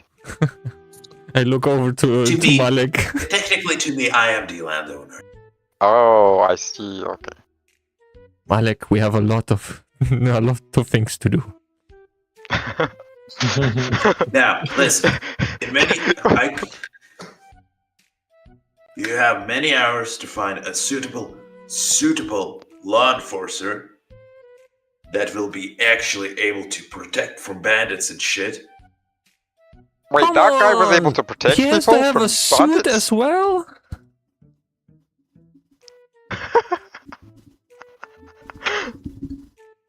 Do you wish me to stop explaining, or shall I finish? Yes. If in many hours you have a suitable law enforcer, I will show you the way to the camp. Oh. If you don't, you get to meet a different camp. Ain't that right? We are going to a As he winks at her. Oh god, he just winked at a 6-year-old girl. He really is taking her to the Epstein camp. Now, seatsuckers, as he flies off. Guys, with quickly, his reputation forever tarnished. But yeah. As the alerts in the city stop. Ah, we should have asked him if we could have many days instead. Many hours isn't very long. Well, yeah. Why? Many hours can still be infinite, but also we need to go, so we quickly find somebody and then we go to the camp. Okay. What about that guy who scammed us before? He seems like he'd be good at getting people to pay fines and stuff. Yeah, but we want to kill him. Oh yeah, we're not allowed to though. I mean, I'm happy to if you want, but like we will probably get killed for real. I have a suggestion. We need a strong person. So what if we knock everyone unconscious and see who takes more than one hit? Because obviously that guy was not good. Yeah, but the thing is, I think like even that big tough orc guy kind of was really easy to injure, wasn't he?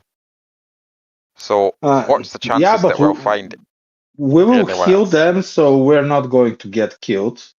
No, but I mean, like, what do you think the chances are that we actually find someone strong here? We'll probably just injure a lot of people and then find nobody.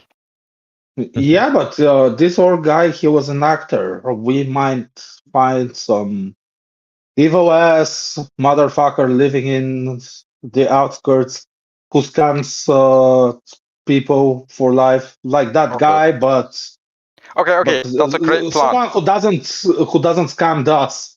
Great plan. But first, before we do anything else, before suddenly anything happens, quickly exchange money so that we all have many gold. The ground tears open. God damn it. With a black abyssal hole. And Paphos crawls out. Oh, okay. So, cool. Sorry guys, what did I miss? Oh yeah, sorry Paphos, I thought there was a demon coming from hell to fight us, but it's just you. No, I left him behind. Good. Anyway, now that by the way, I was possessed by Jan and no one of you noticed. Yeah, so that's great, Paphos. But great. He's gone now. Oh, good. I'm glad to hear it. Anyway, let's exchange gold so that we all okay, continue, Vedant. Yeah. Let's quickly exchange gold so that everyone has many again.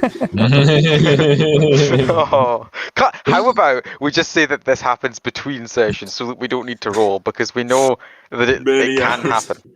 I mean, we not? Yeah, we roll 1d2 for how many of the many hours it takes to exchange gold. Yeah, I guess if you have at least 2 gold between you, yeah. It's infinite.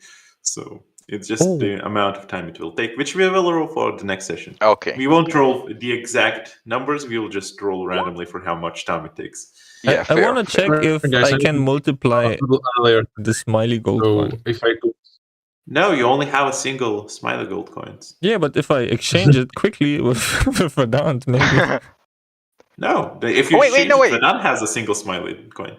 Yeah, you could get you would need to have 2 smileys, so you would need to give Orchid a gold and have her draw another smiley on it, but she might just keep the gold because she's a 6-year-old, so.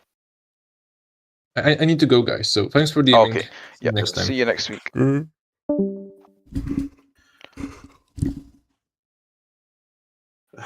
I have to say, I like how Reese is slowly losing his sanity during this campaign. Yeah. Oh god, I thought the last session was bad for my mental health. This session was worse. Like holy shit. Like not to criticize your DMing or anything, Lucas. It was a lot of fun, but Vedant is slowly. Not so slowly. Having a mental breakdown, I think. Either that or I out of character. I'm having a mental breakdown. But like, oh shit, like at the point where he was like, yeah, I'm just gonna kill everyone, or you can surrender. I was just like, you know what? I've discovered that my almost useless ability was actually completely useless. So, might just as well end it now. Like I was ready to sacrifice myself for the good of the party, and play a character that isn't useless. But oh, that was okay. now I need to actually find a way to repair my shitty abilities. See, in Elodie, I literally got her an ability, which is just the ability to sacrifice crop abilities to buff non-crop ones. I was hoping I wouldn't need to do that. What, 60 sessions in? Yeah. So... I was hoping I wouldn't need to do that for Vedant as well, but I am gonna have to because I don't want my sheet to get full up of totally useless shit, which is what's gonna happen. I'm sure. I feel certain of it now. I mean, but yeah. If the abilities are like just the question of rework, right? It's not that bad. It's the question. But with Elodie, you had stuff where you literally just didn't need. It was kind of, but I mean, Elodie got like reworked multiple times, like at least 3 times, I think, over the course of the campaign. We just completely changed a whole bunch of her stuff because it was just either too strong or too weak. But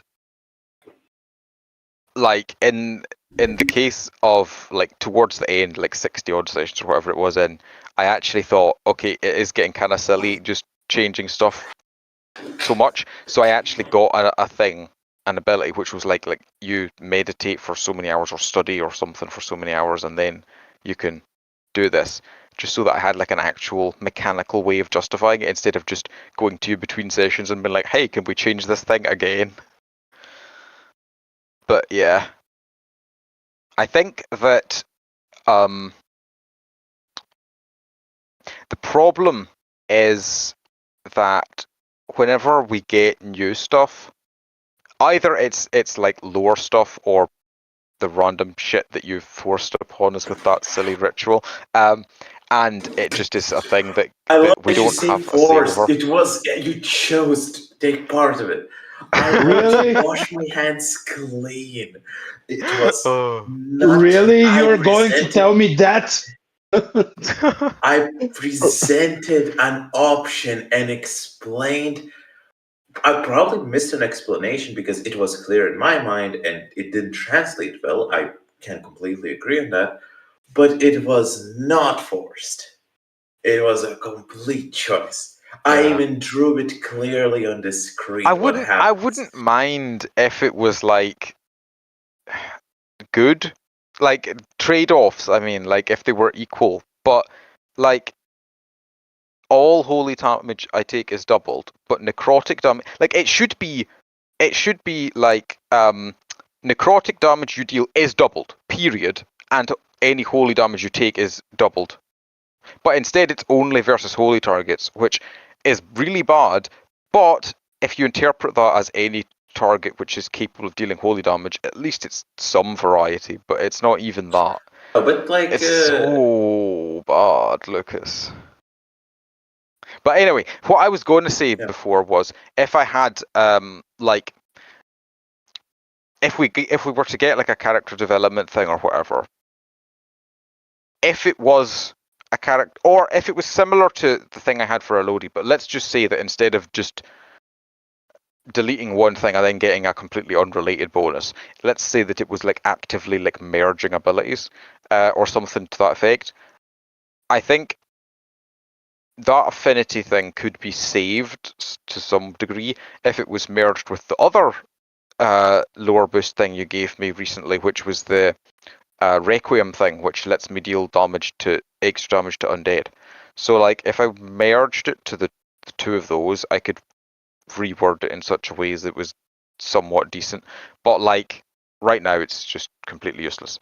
But what I don't want is to end up with a whole bunch of like clutter on my sheet, which is stuff that I'm never going to use. But if it's a detriment that happened on accident in character, like it makes sense then to work in character to get rid of it. Like I guess, but I liked the grass thing on Elodie. Like I enjoyed getting a detriment that I could then adapt to make part of her character. Like the grass thing was bad, but it became a thing that I could use as part of her, and it felt like a proper development, like not character development in the sense of making an ability stronger, but like in the actual like progression of her character towards using more magic and stuff, because she had this magical grass all over her, which was really fun. I liked that a lot. But this one, at least so far, it might change later on, but so far it doesn't really feel like it adds flavor. It's just making you weaker for the sake of. I mean, when you got the grass arms, you just had you just took double damage from fire. Like there wasn't any additional advantages to having it, right? You took character progression and you made it, expanded it, which is possible with the soul as well, as you're saying. It would be possible to. Like, I hope we do get to, but I don't know how you intend to do character progressions, because I know that like this time when we got the character development, you gave us only the choice of getting a single use ability. That's why I have my thing that summons food now. But like the way that I would normally use the character developments most of the time for Elodie, not always, but most of them were used to upgrade things that I already had, which, in my opinion, an upgrade is almost always better than getting a new thing. Right, but you are working off based on a Transphony, which has a lot of items. Yeah. And you, with Granbury, you specifically chose to have less but many use, right? So, right, but yeah, that's the and thing. plus, though, this is the first character progression that happened 6 sessions in. 10 sessions in. Was it 10? It was like a session really? ago. Well, 2 sessions ago. This is the 12th session. It was the end of the 10th session that we got the character development. Huh, like, okay, maybe my perspective is warped. I believe you got the first, because you got the first character development in the previous campaign after the Wolfian fight, which was like session 16, I want to say. Right, yeah. But I mean, to be fair, this is a mini campaign, so we are kind of speedrunning things a bit. Well, you're still on the first day. Yeah. Well, no. We're on the second day. We had a night, remember? And right, yes. Elodive came and pecked at the window when she was a bird. Yes. Oh, I guess you technically had 2. Well. Oh yeah, no. Then we had another. Although I think maybe we slept during the day the first time, so maybe that wasn't. Yeah. And then we had the night where we stayed over at Jan's house. So. Yeah. So. It's the second day, but it's the third section of time because we had a long rest in the middle of the day. So we still have about 2 weeks until Vidal's fight. Oh God. Chronologically. 2 weeks. So that's like what, like 2 years in real time? So yeah, I mean we really are going to get to the point where this campaign is also in a position where the characters need saving, and then we have to have another mini campaign to have more characters come in to save them. I would not be surprised if you go to level 3 with Granburians. Well, that would be cool. But only if we do actually get to upgrade things, because like I said, upgrades are way more interesting than just getting new stuff all the time. Literally everything I have already thought of a way of upgrading it in some way. I have a whole list of potential things I could upgrade. But new stuff is like, you have to just sort of rack your brain and you're like, oh, what's a new ability that's not something I already do but also fits the character? And the reason I gave Fidant summoning food is because someone, I'm assuming Ilya, gave him that rumor thing about how he has to always have lots of food. That was the entire reason I gave him that. Let me see if it was me, but... He has to have lots of food and servants and luxuries, and he didn't give up on having them even during the zombie apocalypse. That was the rumor. You can make the new stuff like an upgrade if you just a workaround somehow. I guess, you could have a single use effect that's like, oh, for the next hour, whenever you use this thing, you get this effect. Or an effect that corresponds to an existing ability or enforces it or something. You can. But the problem with that is I did that with Elodie, and it was super confusing.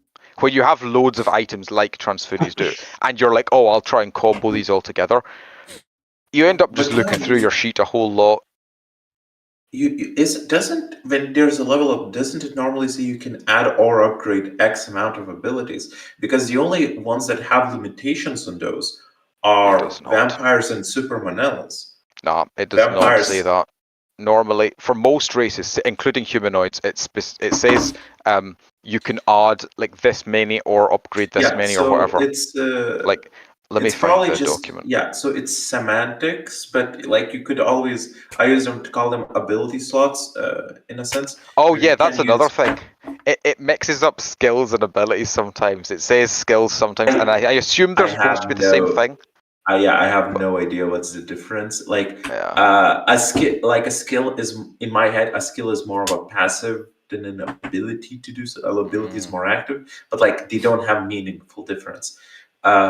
But what I meant is that like you have an upgrade slot and you can either use it to upgrade something that you already have or create something, unless explicitly told otherwise, like the case of vampires and Supermanellas, or in this case where we had a character progression where I was like, okay, this is a new single use ability for this new experience. Yeah. Okay, so here we go. Level 2 for custom humanoids. They get 2 new or upgraded abilities, and they get 2 new passives.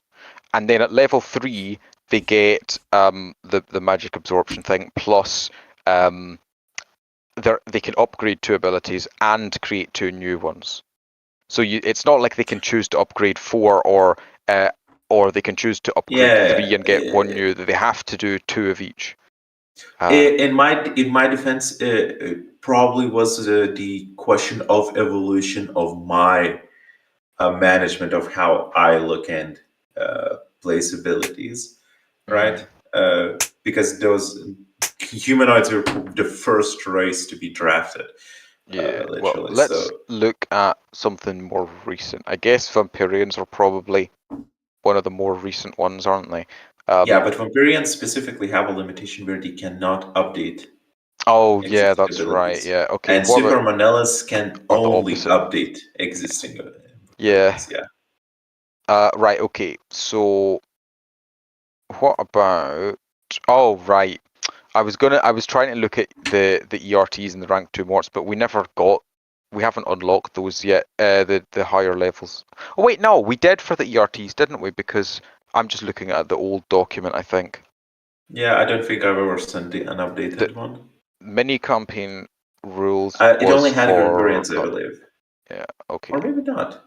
No, the one I've got here is the really old one. Okay, yeah. So I've got a few different things because I saved the one from the original as a Google Doc, and then I also saved I think it's the Dark Chapter one. Yeah, it must be because it says Nihilus as a Google Doc because it's easier to navigate than a Word doc. So that's, but I don't think I did that for the most recent one. That was just the original campaign I did that. So I probably have it saved as a Word document somewhere, but I don't know where. I have a Word document probably somewhere. Yeah, I have the whole Word document. I can send it to you in... I've probably got it here. I think I should have it surely. But yeah, so I've mostly just been referencing the original one, but it was like mostly the same anyway. But I don't... Yeah, I can't find it for some reason. But yeah, so the one that has the Granburians in it, I don't seem to have at the moment. I definitely had it because I used it when I was creating my character, but I seem to have lost it somewhere. But yeah, anyway. If it's the correct one, I'll send it to you. Yeah, because it's interesting because I'm looking like at Monellas, they do specify 3 new / upgraded abilities. It even like says in parentheses next to upgraded that it's like better die or cause damage ratio when you upgrade. Yeah. So I gotta say though, that is kind of the whole better die thing is, I think terminology that should be retired, because like considering the other sorts of upgrades you've allowed in the past, getting to improve from like a D6 to a D8 is complete garbage by comparison. Yeah, it's not necessarily just one step up, right? It's like more die can be. And also I've tried really going into doing level scaling abilities, even when I assign damage numbers. Yeah. Level scaling is really cool. Although because I noticed that in our first campaign, that really felt where like the abilities that I allowed on lower levels were marginally worse when we got to upper levels. So yeah, it made sense. Yeah, I mean, what do you want, right? It's everything's. And you're literally play testing Grand Variants as we go. Yeah. I think okay. Yeah, I do like the Granburians. They are fun, but they are like mechanically not as strong unless you give them completely broken shit like a rolled D8 instead of a D2. They're not as strong as other races because like the 1d2 HP thing is very cool, but statistically it is only giving you like 3 hits before you go down on average. Yeah, but let's just look at it that way. If you have luck on your side, and those are purely luck-based characters, you are immune to pretty much anything.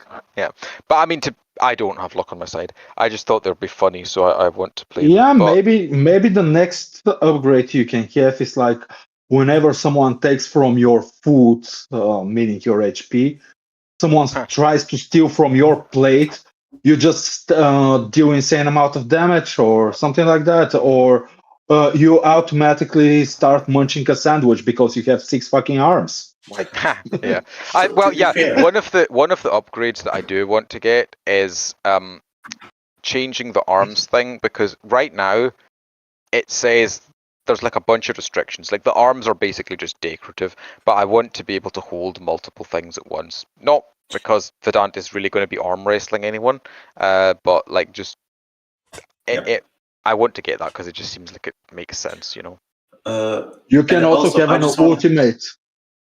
Granburians do have their strong suit in the fact that both Malek and Moraki took 60 plus damage. Yeah. I mean, I took 40 at one point. Yeah. Although I was also a rock at the time. Fine. Yeah. Yeah, right. It is cool. Like, don't get me wrong, they are cool. I think they definitely have a place in the game. They're not the most powerful, but they are, like, they have their own niche that they fill, and it is cool that you managed to make them somewhat valuable, considering in the original campaign, they literally were just slugs that couldn't count. Speak for yourself, not that powerful. I forced a demigod to stab himself with a dagger. I mean, technically, but it dealt basically no damage. But yeah, it dealt 7 to his 350. Oh, only 350. That's actually not as bad as I thought. I genuinely thought he would be up there with 1,000, like Azazel or Azael or whatever his name was. It's not that hard to take those guys down. Like, we are persistent. If we had a mechanic for healing, fast healing, like 2 HP every single second, or every time you're down to 2 HP, like an upgraded ability of some sort. Well, Pathos has that. Pathos, I don't know exactly the wording that Lucas used for it, but basically the way that Pathos's ability works is that it heals you 1 twice, so you heal up to 2, because he can heal you all the way from 0 to 2 if he rolls a 2. He doesn't heal; he replaces your health. Oh right, yeah, it's like a recount, isn't it? He just uses a recount for someone else's health. Which is hilarious if it wasn't a Granburian party, because he could technically, on a willing ally, he could replace his full health to a 1 or a 2. Yeah. Oh yeah. But yeah, that's kind of along the same lines as Vedant's ability to stabilize people, and he crit fails like a third of the time. But that's not even an ability. Well, it technically is, but yeah. But I do think it's fun leaning into the silly sort of like many thing. So Granburians are fun. Yeah, and do you realize that I had like the basic idea of what I want the mechanic to be, right? The non-single many. Mm-hmm. I did never intended it to be a full party of fucking Granburian. I was like, okay, this will be like, probably somebody playing this would be like a support, right? You don't want to be in the front lines. You want to like stay back and do supportive stuff. And then, that doesn't really work out. But hey, they can take AoE quite fine, like large damage. They can take large damage a lot. They just can't take small damage that's often. Yeah, I mean that's what I built like Vedant for, which is again why the doubling hurts so much. But yeah, like because I have the high damage threshold, and then I got an item to bypass the shitty starts that would normally result in, and because of that I have like this high damage threshold, and also it's level scaling, so my damage threshold is even higher once we reach level 2. Which will be, we will die before we reach. Well, yeah, we will die before we reach level 2. I know, but Lucas said earlier that we might make it to 3 in this campaign. So I mean, I think we'll be dead before then. But assuming we survive, I don't know how it will go after, right? Maybe the Grandparents never go to Fidel. So, but hey, we have a chance now. There's a light at the end of the tunnel. He said if we can find him a new sheriff, we get to go to the training camp. I literally thought the whole campaign was just going to be us wandering around, not finding this training camp until eventually we stumble into Fidel and we're like, oh, hello, are you guys friends with Savid? And she's like, I will murder all gods. And I'm like, okay, I guess we're not on her side. Hey, Arkad, I hope you've learned some spells while we've been wandering around like homeless people. No, you just send Paphos versus Videl and just like how kaiju fight, you know? Yeah. Pathos fights Fidel and we're like, oh, that's a great job, Pathos. We love you, man. You're so great. And he's like, I was actually Jan all along and now I have ultimate power. And we're all like, I never would have guessed you were acting so well. It's like Fred 2.0. But yeah, anyway, thanks for the session, Lucas. That was a lot of fun. See you all next week. I'm gonna have to head off now. Yeah, thanks for having. It was fun. Talk to you next week. Keep up with the maps. Bye bye. Bye.